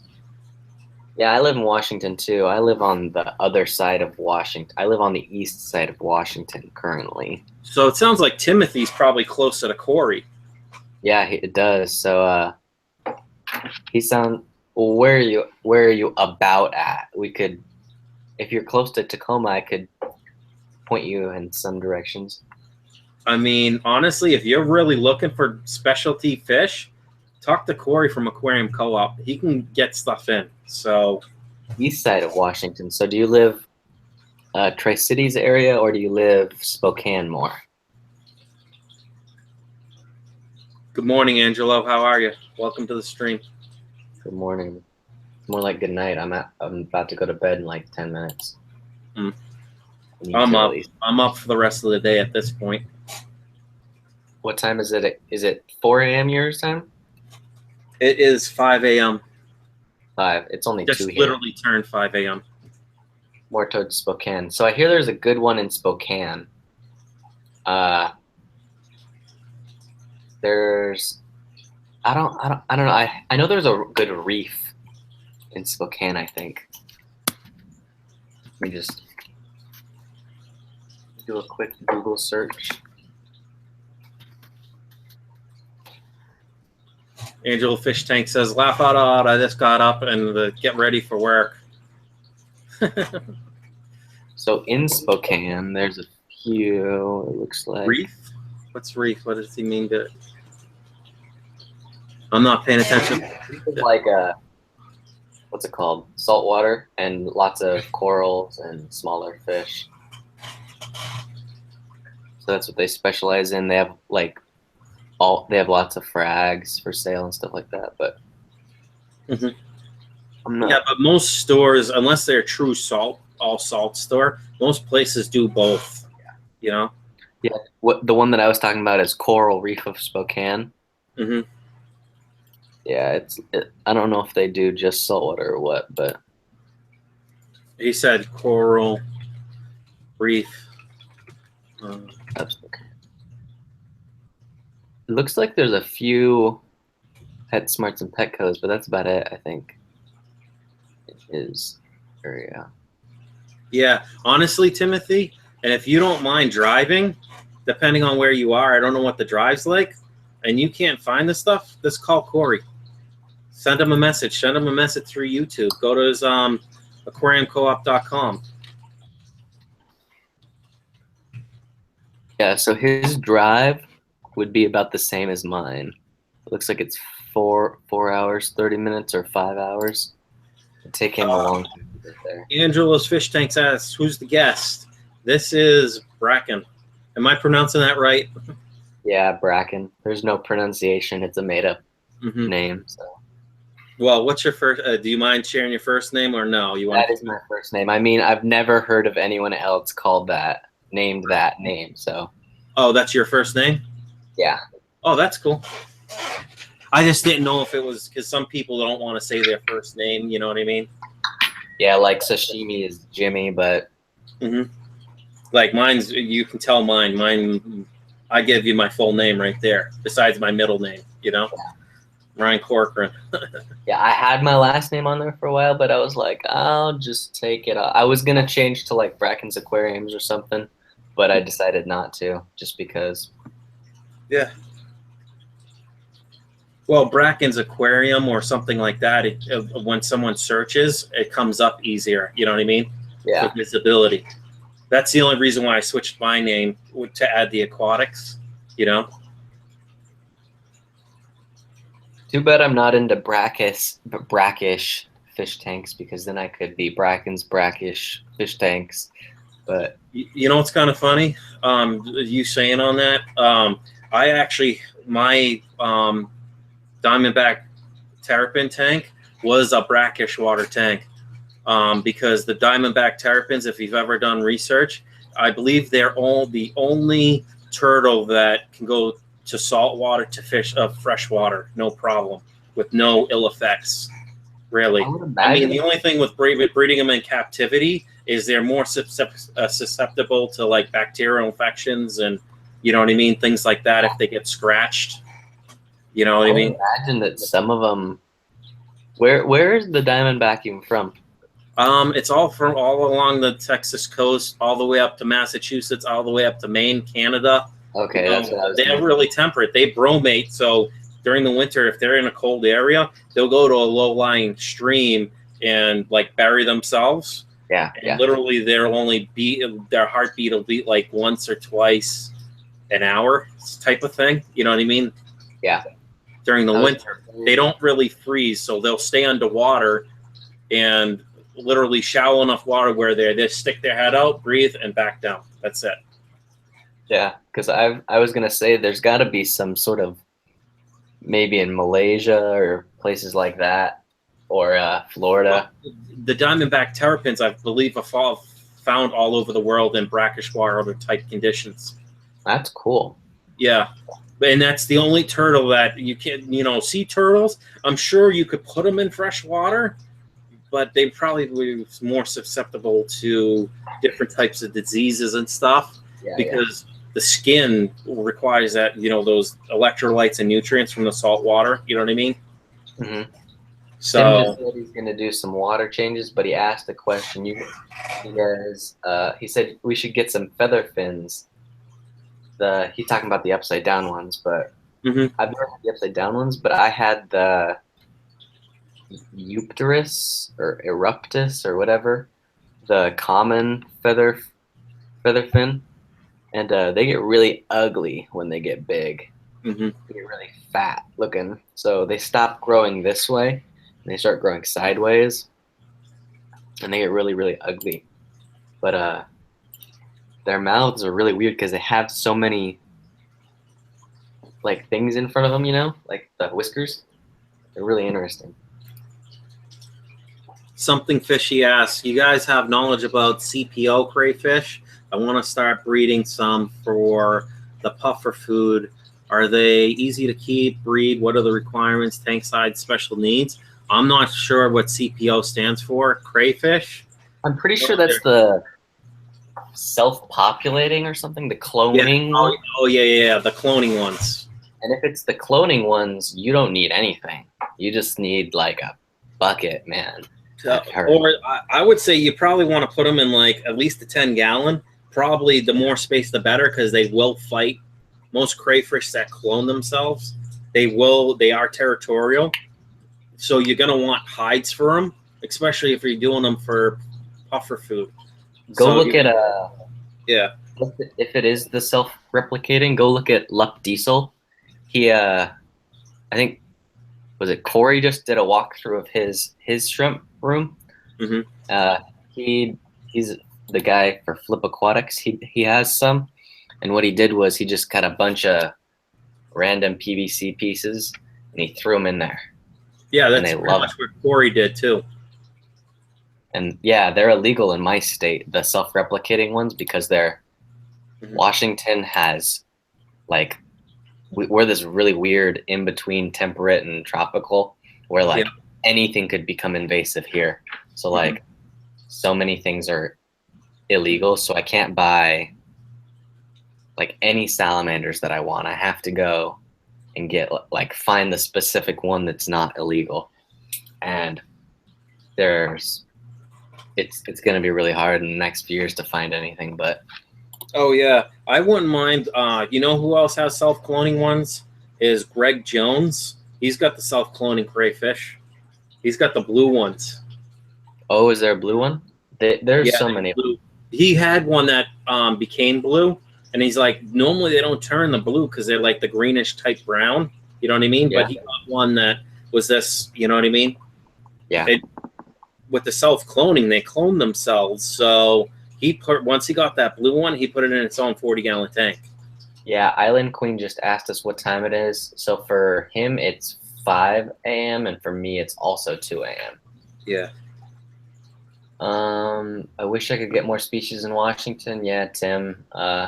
It does suck. It's kind of annoying. I do know a few people that still have the illegal things, myself included, but I'm not going to tell you what I've got because, Yeah, you don't want to self-incriminate yourself. yeah. And as it is, if But you do something illegal, don't broadcast it, especially on. yeah, but a lot of the time, you either get it before it was illegal or you've had it. Like Corey's had it for so long. It's like grandfathered in with the old laws. Yeah, yeah. So you get to keep them because you've had them for so long. As long as you don't distribute, and that's really the only thing they don't want you to do is like breed and distribute and release wild. So like for I've looked at it and I've asked people about them just so I don't get in trouble and stuff. And Fish and Wildlife, and they're like, yeah, as long as you're not like a big breeder, we're not gonna like send you to jail or whatever, but just be careful, you know. So No, and that's where if I was going to keep turtles, and with me going, even though me and my wife are amicably, separating, we're still going to be in each other's life. It's like a mutual thing. We just moved our opposite ways. You know how sometimes you just grow away from each other, and there's no going back. You know. yeah. I got 5 diamondback terrapins, which you can keep as long as they're bred in captivity. You cannot, without a permit, at least in Massachusetts and New York, you cannot keep them. You know what I mean? Unless you get that permit. That's how it is in Canada for the Asian arowana. Here in United States, I mean, you can't keep them at all. But in Canada, you can keep them as long as they've been bred in captivity and you have a certificate. Oh, with that too, it says the shell size has to be 4 inches, and these guys were probably like 3 to 4 inch shell size. You know what I mean? It's like it was borderline. One wasn't borderline. So long story short, needless, I got them from a decent breeder on Facebook. I've gotten them from him before because the other original guy I got my original diamondback terrapins from. He wasn't breeding them anymore, and he turned me on to that guy. I got 5 or 6 of them, and no joke, it cost me like $300. And long story short, I think they got released into the wild because my mother-in-law's like, oh, you blah blah, they have salmonella, blah blah. You know what I mean? It's like, who the fuck are you? Excuse my language, but who the fuck are you to tell me what I can and can't do? And especially when he's my son, and I've kept him, and I've had him where he's touched the turtles. It's as long as you wash your hands, you're fine. But oh, salmonella could be transferred. It's like, of course. Anything that comes and touches that tank, even if it's the outside glass, gets washed. Yeah, that's my philosophy. What's that? My mom was like that for a long time when we would catch like garter snakes and stuff like that. And honestly, I talk to, because I work as a direct support professional. I help people if this is new or whatever. I work as a direct support professional. I help people with Down syndrome, MR, and other significant, profound disabilities with their independence and stuff. Some guys, ladies and gentlemen, do work in the community, but they could be taken advantage of if they lived on their own. You know what I mean? They just don't know how to budget their money. So, I talk to the nurse because we have nurses on site for each house and all that, or they cover a couple houses. And they're like, honestly, she's like, I kept turtles. The chances of salmonella, you're more chances of getting salmonella off the counter in your own house than as long as you're not horribly dirty with it. What's his name? Timothy's saying he doesn't understand why we can't get Asian arowanas here in the States, but we can get silver arowanas, and that's because silver arowanas are a lot more available, and they're not as endangered. So the Asian arowana almost went extinct, and Joey from King of DIY has a few videos on that. He talked about it, but they went on like some list, and then the United States was like, okay, well, we're just gonna ban them altogether. And you're right, there's a few states that allow you to have them if you had them for a long time and stuff like that, but in Washington they're super illegal. but I know a few people that have them. I mean, I've known people to keep piranha, the stuff that was like, this is super cool and we're big and stuff like that. But I was like, I mean, you can't take pictures of your fish. You can't show people. You can't bring your friends over, stuff like that, because if your buddy's a cop or your buddy's dad is a cop and you tell him about that and he tells someone else about that, then you get a fine. Not just get a fine, you can get jail time. You get your stuff taken away, obviously. Yeah. Stuff like that. And so I like to read up on that. And I mean, Washington already has a lot of invasive species here. Like I know a lot of them aren't out of control. Like we have bluegill here, which are more native to the East Coast and stuff. But they don't get very big here. They get really small. But the one that I do know that is really bad is the bullfrog. Yeah. Oh my goodness.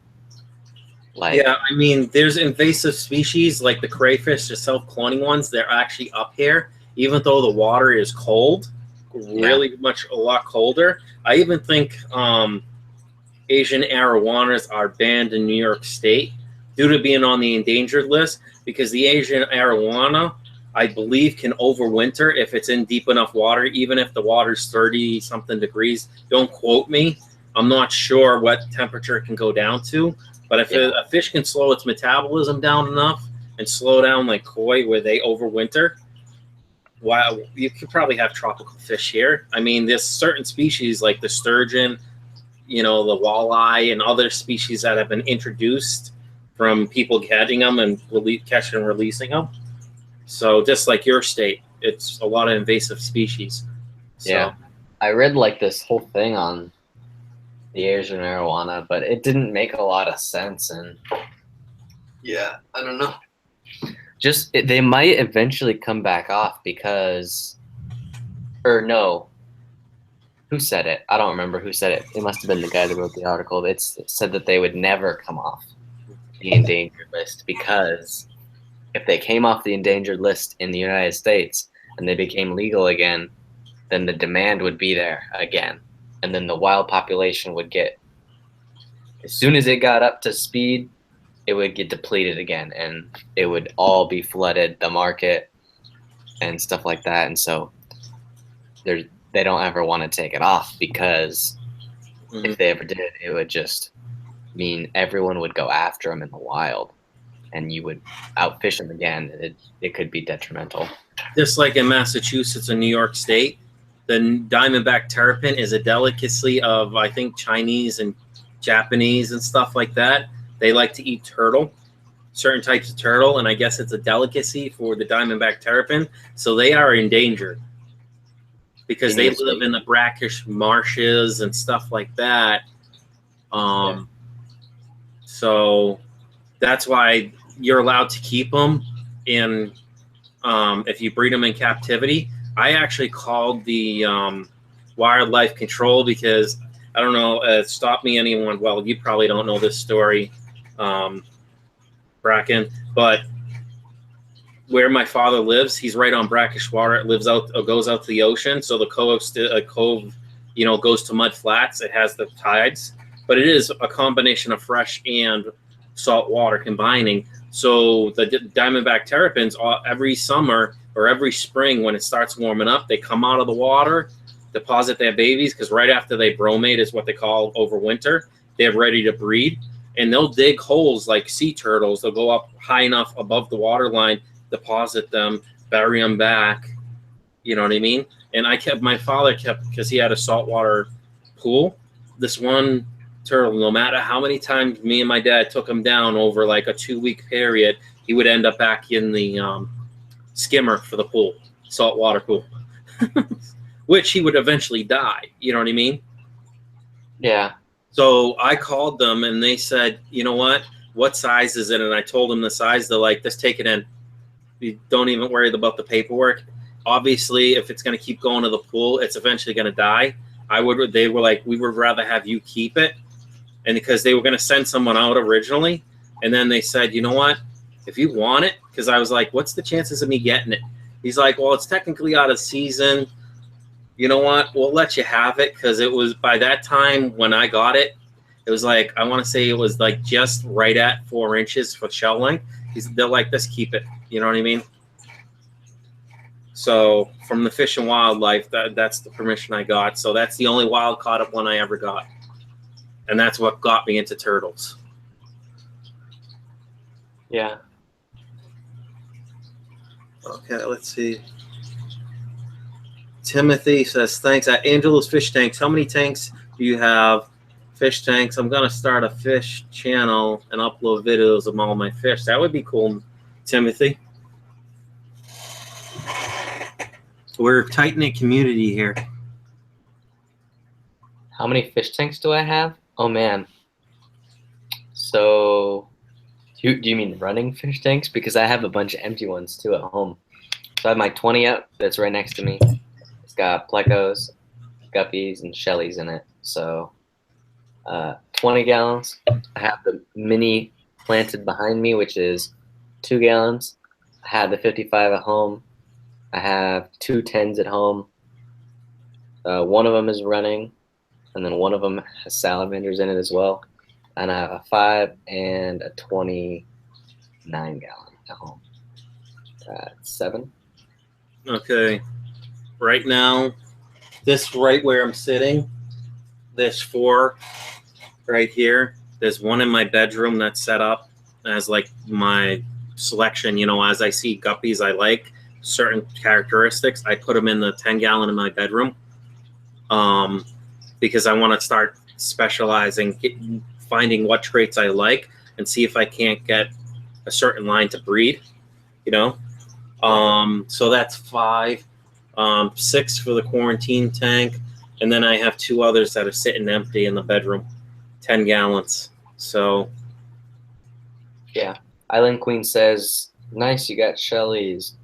I really want some of those. Yeah, I was looking at Rachel O'Leary has a group that's been breeding consistently for her, and she's been selling them on her website. But I only wanted to get 2, a male and a female, to start my colony. And I have really limited funds being in college and stuff. So I was like, well, if I can find them somewhere else, I'm going to get them somewhere else, obviously. And so I found them at a fish store, and I just so happened to be trading in fish that day. So I got some credit, and I was like, I want those, and he gave them to me. So maybe in the future, if they breed, I'm not 100% sure if they're male and female, but I'm pretty sure I have a male and female. So maybe Island Queen, during the summer, you can drive down to Washington and come get yourself some shellies. I don't know what the regulations are on crossing the border, but I wouldn't imagine that they would be too mad at you. Mm-hmm. Well, I'm sure she said she was in Vancouver, so she's only a few hours away from me. Yeah. I wouldn't be surprised if I'm sure there's got to be some people that sell shellies up there. Yeah, I had never seen shellies before. I had seen some, what can I think? Some close to the species that I have. I had seen a male and 3 females of the kind that Joey has. They're multifasciatus, like, I can't even think. They're not the ones that I have. That's all I know. They're really close. He's got similis, and I don't even know what I have. I just know he has similis. Here, I can look it up for you. Yeah, hold on. Something fish. Oh. Don't anyone have live cams on their tank, like a GoPro 4 submerged into a tank running 24/7? Couldn't be a better feature, a cool feature. I actually have, when I was living with my mother-in-law at the time when I first came up, I actually got an IP camera. It is a 1080p camera at 30 frames a second, where I can actually talk. I got it for my dog because she would get, you know, when I'm not there, she had separation anxiety. So I set the camera up. I really never could get it to run, but now that I have my own system and I can do what I want, I'm going to set that camera up, and I might point it at a different tank each day, and, you know, kind of close so they can get a close up at it, or maybe I'll do an over one of view down. But I don't think it's waterproof. If it was waterproof, I'd just throw it underwater and plug it in the IP camera in, and that's put it up on the YouTube page of how to log into it. Just you wouldn't really be able to move the camera. Only I would have access to it. So, you know what I mean? Because you can move the camera around the lens. So to pan left and right, up or down a little bit. So I might set that up. I got that in my closet. That might be a project for later this morning after my son's at school. Plus, then I can check on my tanks while I'm at work. Plus, it has infrared, so it's night vision.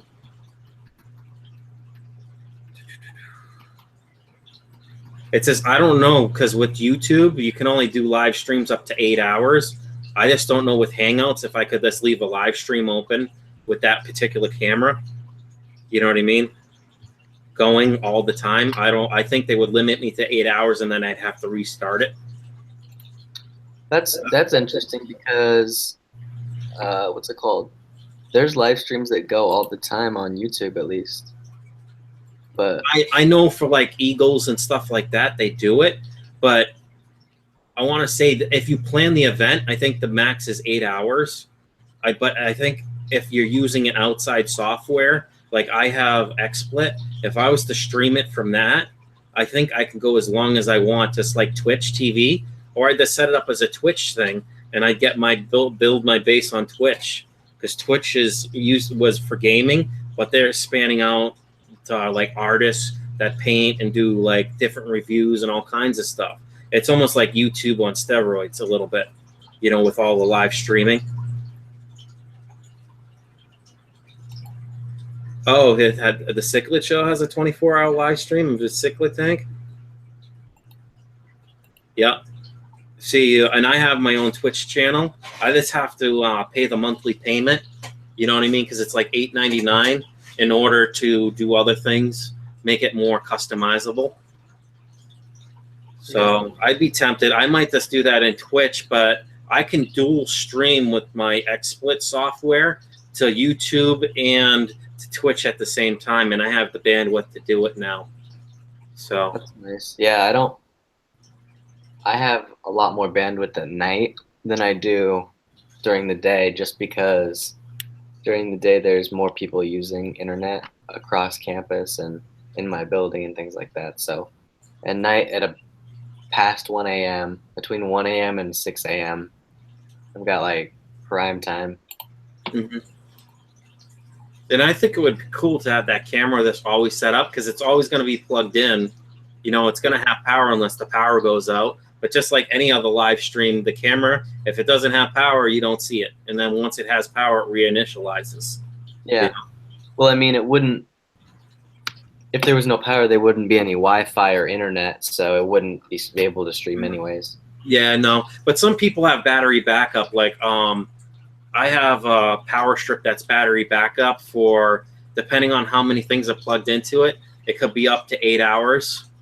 Yeah. So if my wireless router was able to be on that, and the cable, because the wire's loud, most coax cable, even though you lose power, the coax cable still has power coming to it, coming into the house. So it's whether or not it's enough power between the backup power and that to push the signal, you know, and power that device.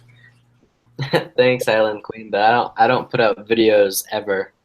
I really should, but I don't ever have enough time.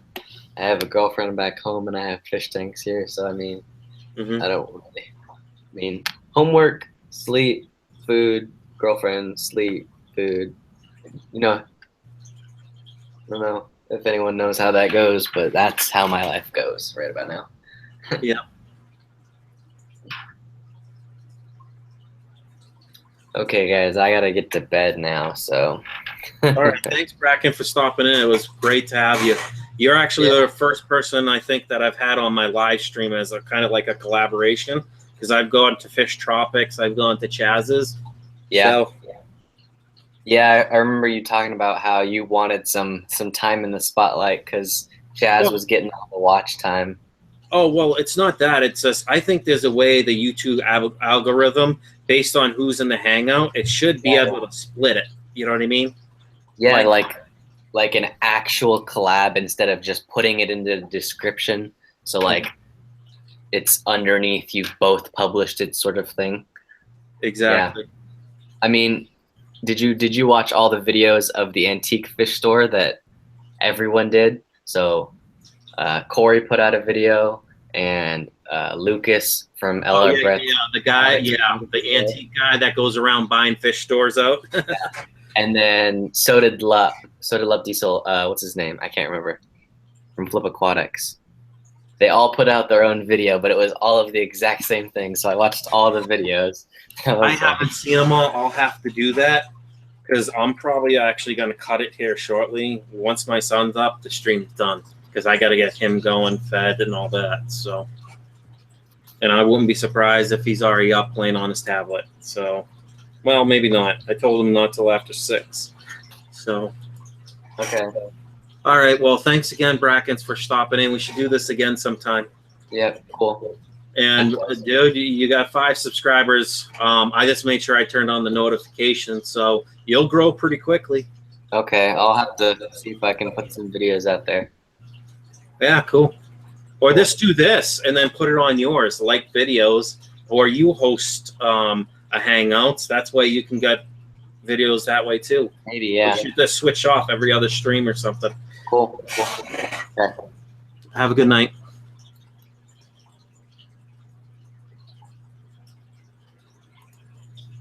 Let me see if I can't go into the description. Live dashboard. So let's see. I like axolotls, but never had one. Check out Island Queen. Check out Greg Jones's channel on YouTube. He has axolotls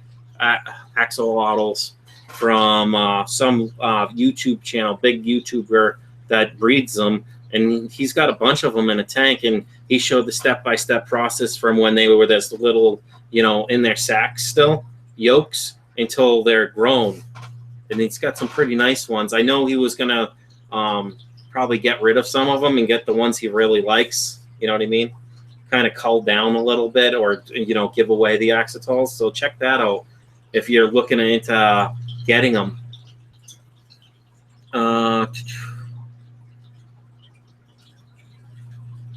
Nice, Braxton. I subbed, waiting for videos. Yeah. So let's see. We got 7 viewers. Let me go to live stream. I want to add Braxton. Braxton. Damn, I can't talk right now. Braxton. Give me a second, guys.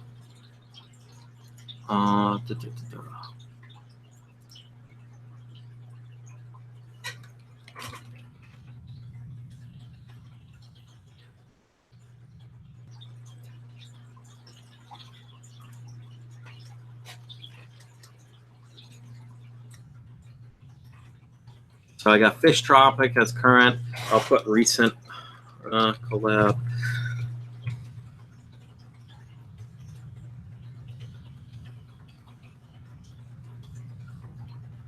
That link for Bracken.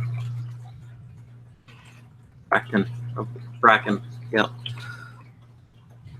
I'm all about giving people credit where it's due, So, let's see.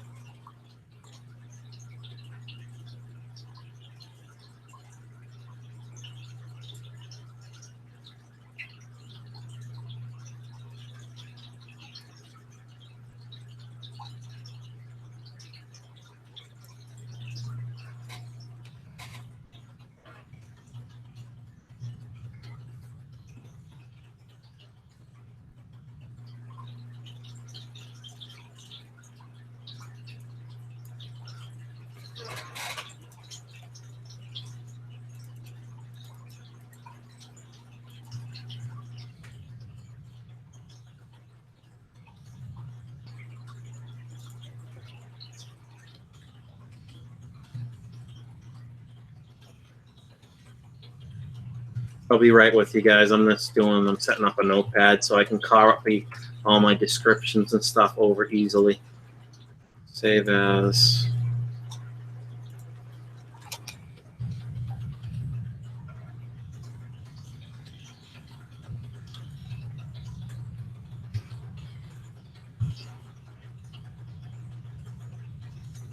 There we go.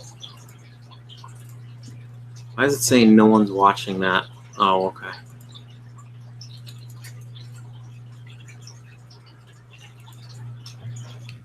So let me go to the other one because it's for some reason it's saying one's offline. Leave.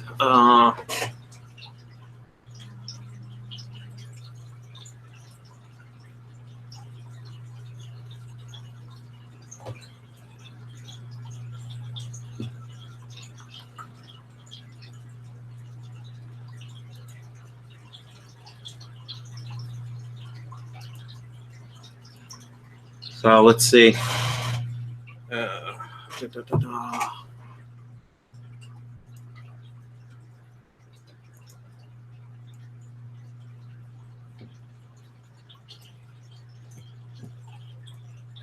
Now, if anyone else is looking to join the stream for a certain time, I'll put the code, the invite code, so you can come in here.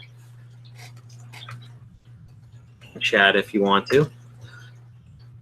There you go.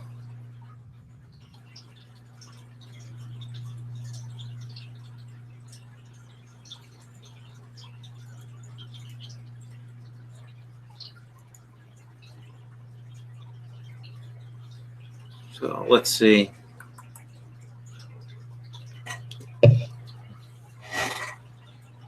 Something Fishy says, I wish we had gallon per dollar sales over here. Tanks so damn expensive here. Well, Something Fishy, look on, I don't know, look on Facebook in the marketplace for your area. Maybe you can find people selling used tanks. Look, you know, Facebook has a lot of groups, like what we call them here, yard sale groups and stuff. It's giving tanks away for free because people just have to move and they don't want to take it. Otherwise, they're going to put it on the curb. It's expensive in Canada, yeah. But I'm sure in Canada, just like Facebook, you go in Canada, look on the marketplace for your local area near you. You could probably find some tanks, even cheaper. What's wrong with the used tank? It gives you a video or something to shoot. Even if you're not gonna, you don't think you're gonna upload it, it never hurts to record yourself and show your step-by-step process of how you do things. Something Fishy, Denmark. Check Denmark. Facebook's all over the world. There's billions of users, so I'm sure you can find local tanks to you, people selling stuff, or even if you have to go out into the suburbs of Denmark and stuff like that, even if you had to drive an hour or two or something like that, if you can get a sweet enough deal, why not? Angela says, it's been fun, gotta run, getting ready for work. Everyone have a nice day. Yeah, take it easy, Angelo. Alan Queen says she didn't know Angelo's from Canada. He says he's near Ottawa. That's cool. Oh yeah, that's right, Angelo. You to me to you is like 3 hours, so I just got to see what it is. Maybe we could meet up sometime. Either you come south, or if you're still here, or I come north. I just got to see what it's, if I can get like an enhanced license and what that costs, or if I have to get a passport. I'm not sure of the rules, so I have to look at that today. Because I'd be willing to do that. You know, my place isn't that big. I mean, it's probably only 400, maybe 500 square feet total, but you know, they're decent sized rooms. So see you later. Take it easy. Who else is here?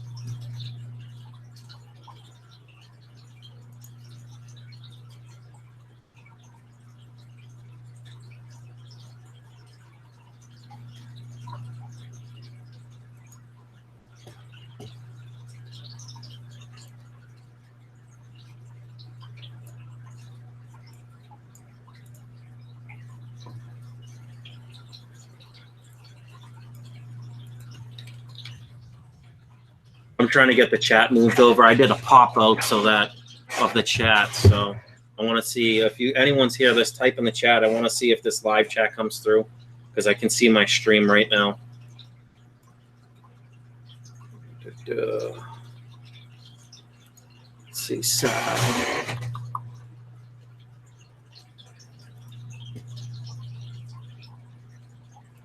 Control room.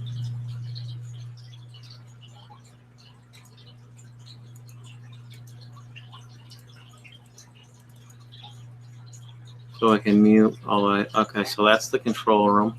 What's the cameraman do?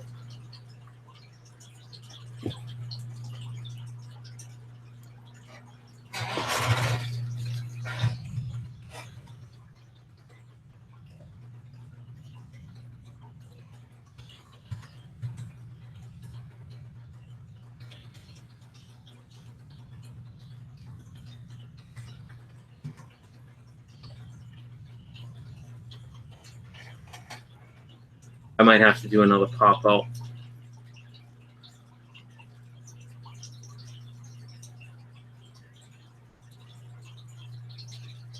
Why does it say it's offline?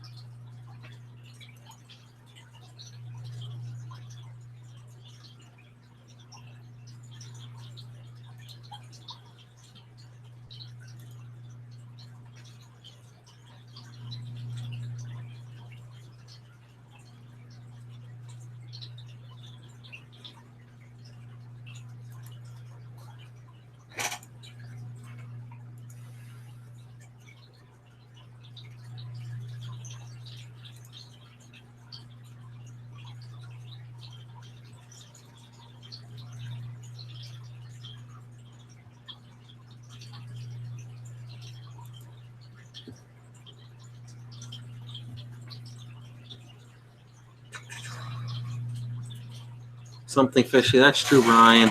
But when stores sell $1 per gallon, people tend to put them at the curb. But over here, they have a $500 price tag in store, so people don't throw around with them that easily. Gotcha. Gotta go. My internet keeps going out on me, and so have a good night. Catch up with you on the next stream. All right, take it easy, Island Queen. Thank you for stopping in.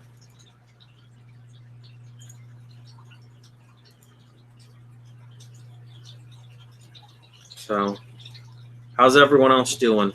If you're here, speak up. Just put like I or something. Let me see. So, Island Queen and something fishy's here. But it says I have 5 watching, so.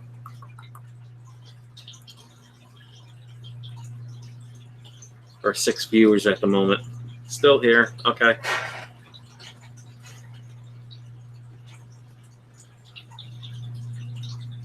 So I think I asked you this last night too, something fishy. So I think you said you were getting your move puffer today, or a puffer today. That's got to be exciting. Timothy Michael says he's still here. See, the problem is I noticed with YouTube, the participant list lags, or the people drop off the participant list if they're not chatting consistently in the chat. So if at any time something fishy or Timothy, you want to come into the live stream, hang out. If I'm doing a hangout and you want to join the stream, just let me know. I'll give you the link to the hangout. And I'm pretty sure everyone can use the hangouts. It's whether or not you want to be on a camera or just strictly do voice. Nothing says you have to show yourself if you don't want to. You know, you can just put a picture up of like, you know, an icon of your fish channel, whatever. Not a maboo. Also, it's a figure 8, so that's a you want to know where to go. You want the link? I'll give you the link. Here's the permanent link for my thing. There you go. Just click on that, and it should bring you in.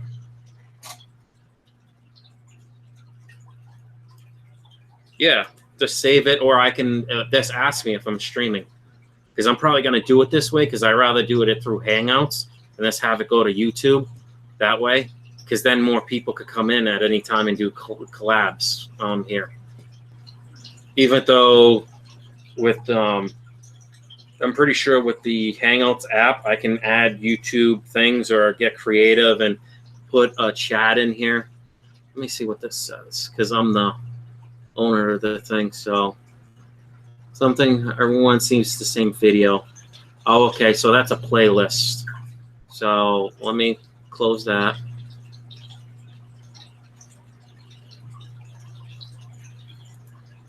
Okay. Add apps. I'm just curious of what apps there is. Sound Nation, Warlight, Google Arc Project, Hangout Game, YouTube.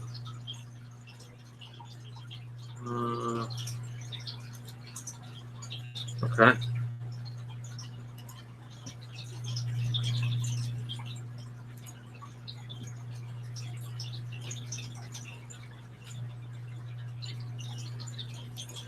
I'm just seeing what apps are offered through Hangouts. Uber Conference, Google Shopping, Shortlists, Google Effects. Let me see. Let me install that. I'm just curious.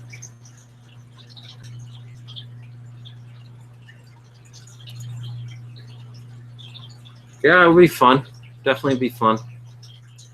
So, is there anything, you guys got any questions for me, Timothy? Like, different things, what I like, what type of jobs I work, anything. I'm pretty much an open book, and if I don't want to talk about it, I'll let you know. So.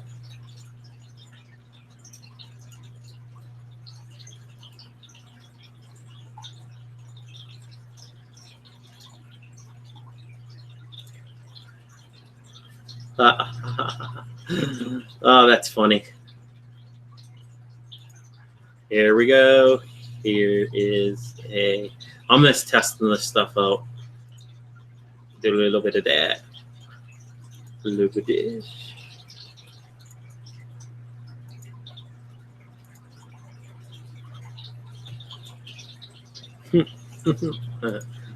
Yeah, definitely not a halo.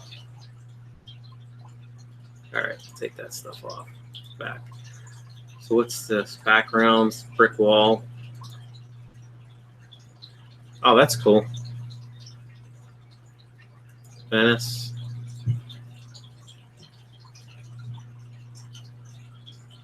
Or a schedule? Yes. I'm going to start setting up a schedule, but it depends on the day because let me take these effects off. Sorry. Let me get back to the regular control room. I'm going to probably set a schedule.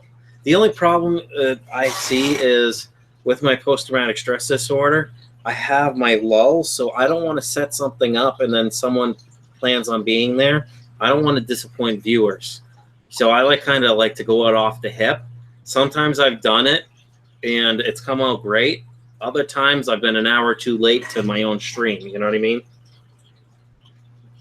So until I feel comfortable and things are going right, I'm not going to do it.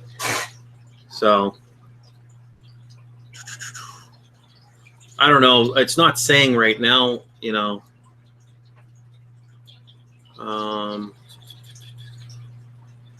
what's this background?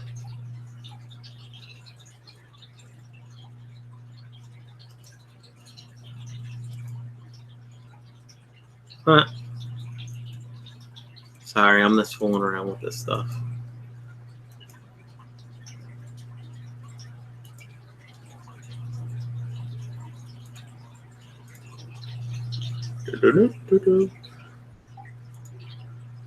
Yeah. That's funny.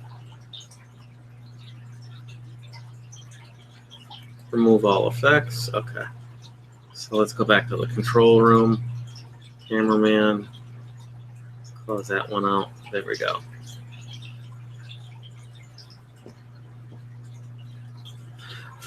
Honestly, I've been thinking about if I'm going to stream, I might do it from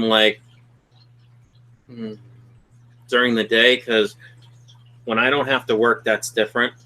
Sundays and Mondays I have off, but I watch my son. So a lot of my time while he's here is going to be focused on him for obvious reasons. But the days I work Tuesday through Saturday, I'll probably stream either before I go to work, or I might do 2 streams a day. And I can always adjust the times even from my phone and push them back. But I'm also contending with, you know, Lucas, Steenfott, Lup Diesel, and a bunch of other ones at different times, and they get more viewers than me at the moment. So I might stream earlier in the day, which would be better for the people that are over in, you know, over the pond, as I would say, or across, you know, in Europe and stuff like that, which is good for them. And then I'll do a late night stream from like 10:30 or 11 o'clock or whenever I feel comfortable, maybe closer to midnight to like 1 or 2 in the morning, and then go to bed, get up, rinse and repeat, you know? So that's always a possibility. I mean, that's a way I can get a lot of content or live streaming out.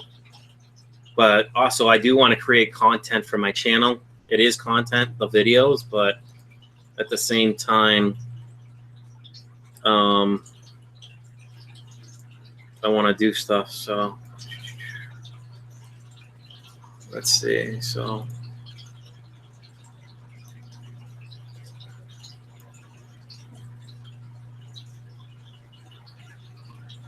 yeah, let's put the Google effects back on. What's this? Mosaic. What's this look like? No. Blur background. There we go. I'm gonna put a green screen up like what's his name does. I might just actually take a green sheet up and put it behind me, use my tripod. I can actually build, I have enough PVC pipe.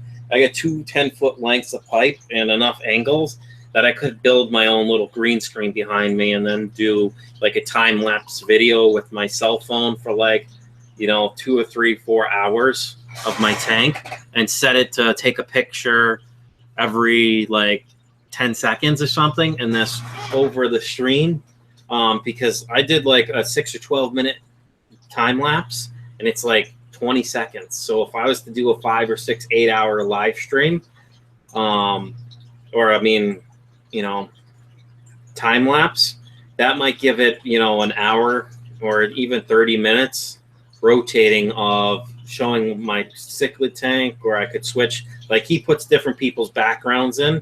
So that's kind of a great idea, but I don't want to steal from people either. Kind of want to have my own original ideas. So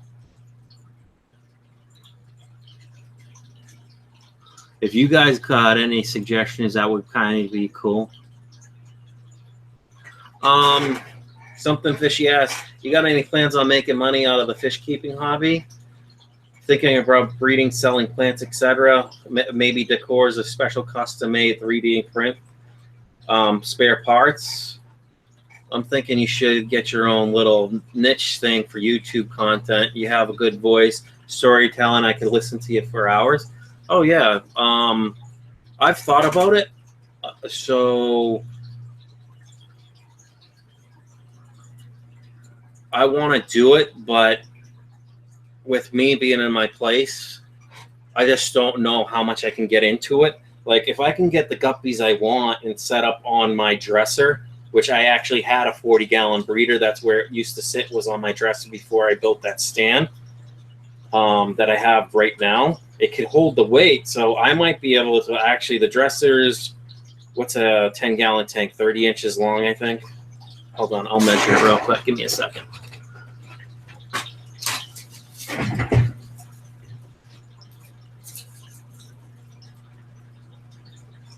So 21 1/4. I think I could put 10 or I want to say at least say 5 10-gallon tanks sideways on that in my room. If I could get the specialty strain, like when I get the that stuff, oh yeah, I'll do that. I'll sell fish if people are interested in it with me streaming, and shrimp and stuff like that I get from other people.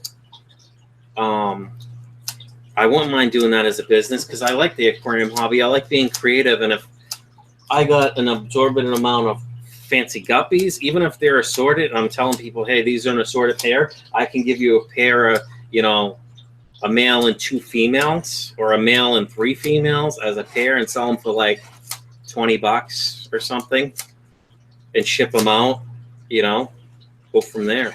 I would do it.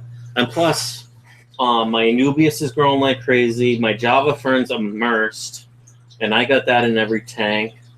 I got an Amazon sword that I can split. I got other stuff, you know. I'm always getting plants, and I'm just throwing them in the tank. So as I grow plants and they start to come overwhelming, I'm going to move them into the 125. That's what my 10 gallons are set up as. I want to have daylight, at least 5,000 K lights, like this one to the right of me, which you really can't see at the moment, has a 5,000 K LED light on it. Okay. So with plants, I know that the optimum's like 6,500 K, but at 5K, if I'm just growing low light plants, that's perfect, you know?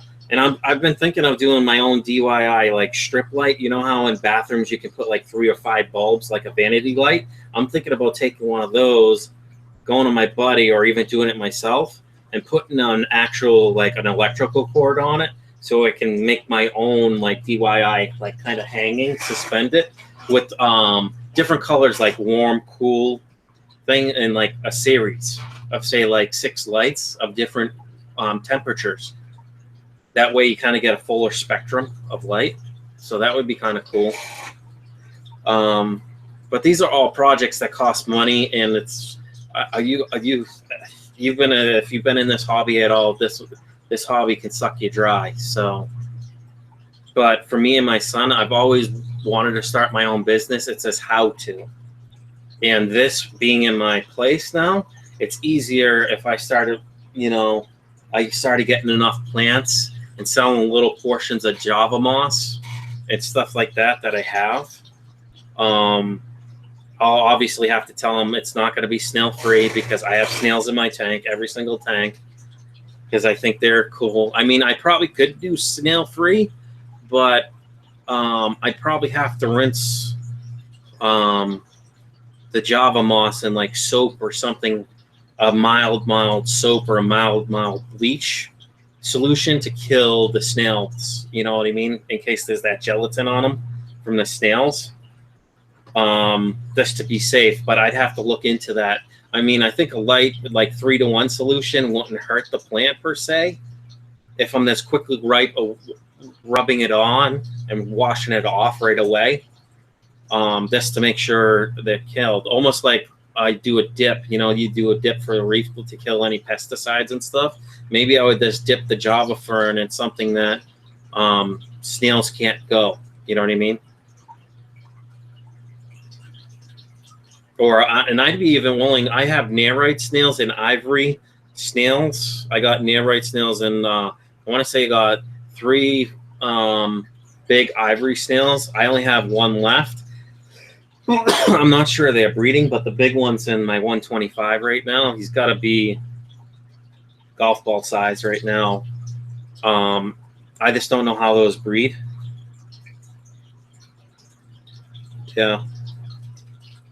Yeah, dude, the snails, especially because I think snails can go different temperatures. Like when I drain my 10 gallons, I'm not using my Python. I use the regular 1/2 inch or 3/4 inch line, like a spare line, and I just siphon, and like Corey and them do. They cut it. They have it in their hands and between their fingers, so they can cut the pressure. That way they don't suck up things they don't want to. So I just drain my 10-gallon tanks the old-fashioned way, and then I'll refill them with a Python. You know, with the amount of people getting puffers these days, that's true. I'd even be tempted. I want to get a pea puffers. I might do like a 10 or 20 long or something, or 29 gallon or something. But I think I'm right at my limit for tanks right now, comfortably, until other things in my life subside a little bit. You know what I mean? To be honest. But what I have now, I definitely could sell. You know what I mean? The snails, definitely. They're going to be small, and I'm just going to sell them as mystery snails, because those guys go nuts. Breeding, I've got to have between all my tanks at least 500 mystery snails. So, something fish. The amount we pay $5 to $8 for a single snail. Okay, the Nearite snails I got, I think were like $2 or $3 from PetSmart or something like that, or maybe $3 or $4 per snail, which I thought it was kind of a little bit of a ripoff, in my opinion. Nothing against them; they were good quality, and I have a ton of mystery snails now. But these guys are only like, I want to say, half the size of a dime. Some of them, so I'd be selling them like juvenile snails that would grow out. So I wouldn't probably sell them for $5 to $8. You know, I'd probably sell them for, not to cut myself short, maybe 50 cents a piece. You know what I mean? It depends, because I got to ship them. Is the person paying for shipping, or am I? If I'm doing a flat rate box, I don't know what a flat rate box goes for. I think it's like $8 or $10 or something. If that's included in the price, I got to put that in there. So snails, even if you were to say to get 15 of them or 20 of them, that's $5, right? If I was to sell them at 50 cents a snail, $5 for 10, right? Yeah, $5 for 10, and then shipping. I mean, I just don't want to overprice it. You know what I mean? And they will breed in your tanks if you don't feed them right away to your puffers or whatever, and you start your own tanks, and you overfeed your tanks. That's why I purposely kind of overfeed my guppy tank. I know my guppy tanks where they're breeding, the snails are breeding, you got to have enough food for them to keep eating and growing. So, I mean, I figure even if I charge $1 per snail, I just don't know with them only being like, some of them are dime size. That's kind of small. You know what I mean? Or half the size of a dime. I just don't know what someone would be willing to pay for that. I know at PetSmart, they're a bigger chain store. And to get the ones that are like, you know, probably an inch around or inch and a half around, $2 to $3. So even if I charge, say they're a half-inch size snail, right? Round, roughly, or 3/8. Say I did 3/8 assorted. I don't know what colors, because, you know, they come in all different colors and styles. Say I sell them for 75 cents a piece or $1 a piece. You know?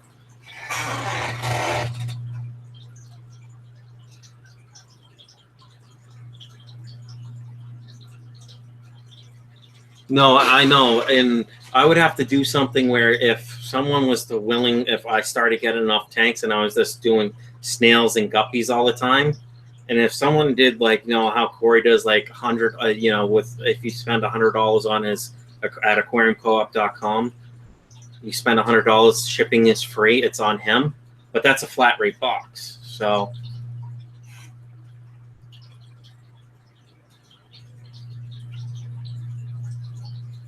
I would buy 10 snails, good size, like a dime for $15.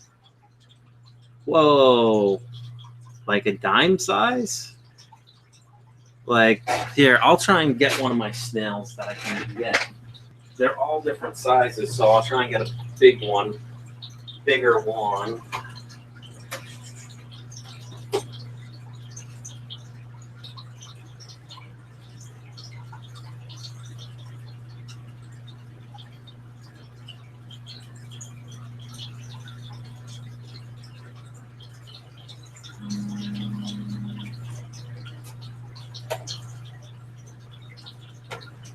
Now, obviously, I don't want to keep these out of the water too long, but let me see. Can I get the zoom in of my hand?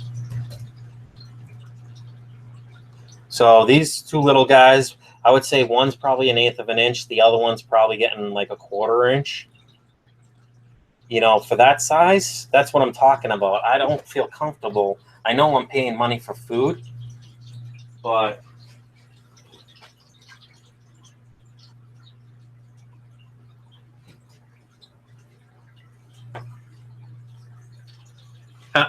one of my Africans just ate the 1/4 inch size snail.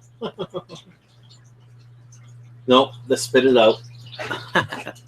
So dime size for $15. I think that's 10. So what's $15? So what's the math? Sorry, I'm not good at math right now. So 10 divided by 15. So you paid 66 cents a snail, 6666 for a snail, and you paid $15.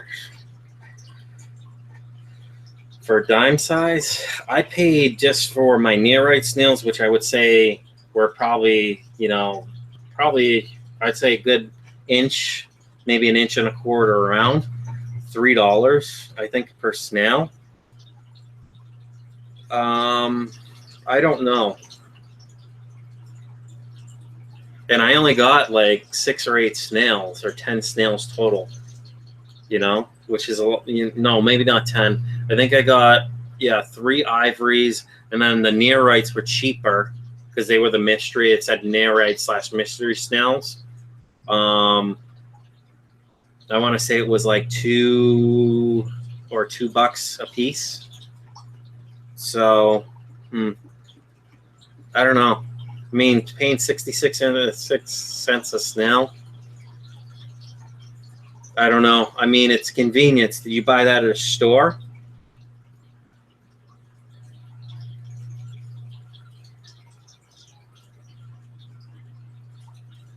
I would see, honestly, because you got to think people have to make a little bit of profit because they are paying to keep the snails fed, even though snails don't eat that much. They eat the leftover food, algae, and all that. I don't know. I'd have to really see what the market is for 10 snails. Now, these mystery snails, what are they? Or just your regular old snails? I mean, the easiest way is go on Aquabid and see what people are selling snails for. Here, I'll go check. I'm curious.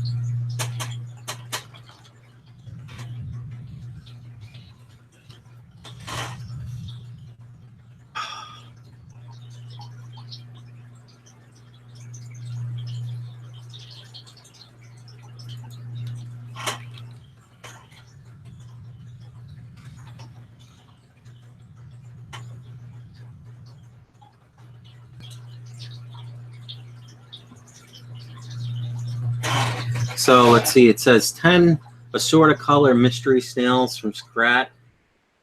Closes $3.20 for 15. So 10 assorted for $15. Now I don't know if that. Let me click on the thing and see what it is.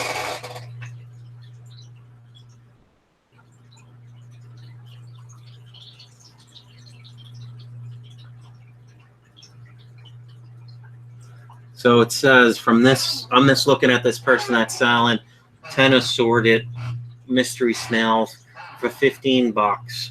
No reserve. It's a starting price at 15. So they're probably just trying to cover the cost of, and this is shipping in the U.S. only, of a flat rate box or an envelope, you know what I mean? Insured or something like that. And it says there's no reserve and there's no bids on this.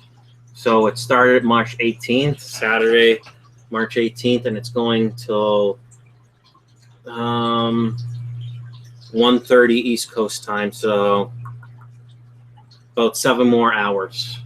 7 hours and like 5 minutes, and then that sale's over.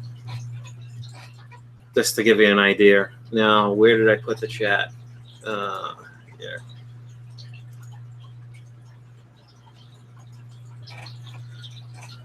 I'm just.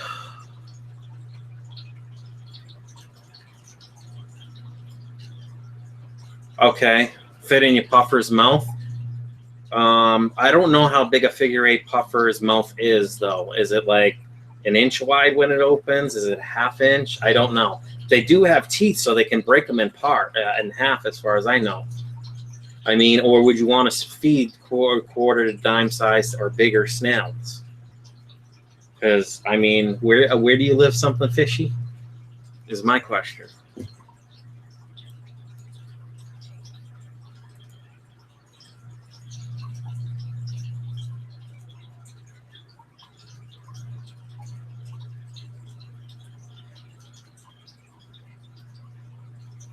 You live in Denmark. See, I know even Corey said he doesn't want to do international shipping because it's like $60 that's the ship stuff. You know what I mean?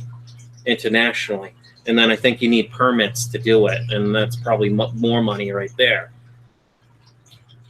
So if you were local to me, if you were in the US, I'd ship them to you. I'd ship you some of the smaller ones. Geez, I'd probably say this, give me a few dollars and pay for the cost of shipping if you were in the US. And I'd send you like 20 or 30 small snails. Smaller snails, you know, for like $5-10. You know what I mean? They'd probably range anywhere from 1/8 of an inch all the way up to as big as probably a 1/2 an inch. I know those are kind of small, or maybe even $5 or something, and you just pay shipping. But at that point, it's probably cheaper for you to buy them where you're at, you know? Oh, well, that was just an example. 10 snails for 15 is $1.50 a piece, not 66 cents. Well, I just took 10 snails, or 10 divided by 15. Oh, yeah, you're right. $1.50 a piece. I did my math wrong because I took 10. So it's technically 15 into 10. So that would make, see, I did the math the wrong way. Oh, look at that. Mark's Shrimp Tanks is live streaming. That's awesome. And not to cut this short, but I think I'm going to call it quits because I'm pushing my luck with my son right now, getting up, and I'd rather not wake him up because I'm talking. So, Something Fishy, thank you for stopping in. Everyone else that's here, I appreciate you stopping in and watching the stream. It's been fun. I'll plan to hopefully stream tonight or later today. Maybe when my son's at school, I might do a short stream for like a half hour or something like that, just to catch different time zones, and go from there. Take it easy.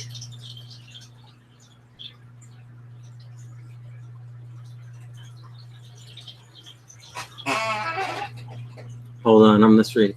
I know I can breed them myself, but you know, it's like having a guy like the guy having piranhas, never breeds his own food. Yeah, right.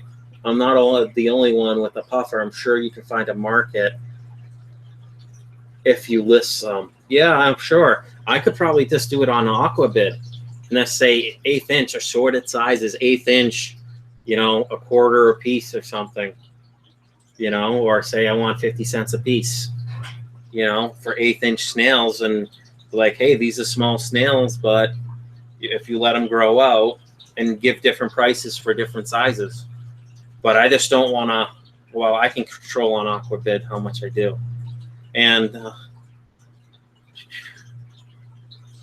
but that's true. I should see if there's a market, because if someone's ready to pay like that, I think that guy that I was telling you about, 10 assorted nearite snails or whatever, or mystery snails for $15, that's probably covering the flat rate box. Or it's like $10 for a flat rate. I don't know. I have to see what UPS is. And whether it's 2 or 3 day mail, I'm not sure. So,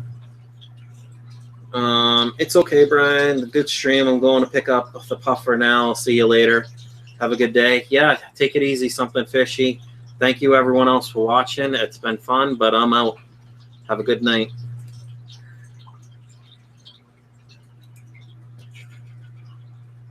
Stop.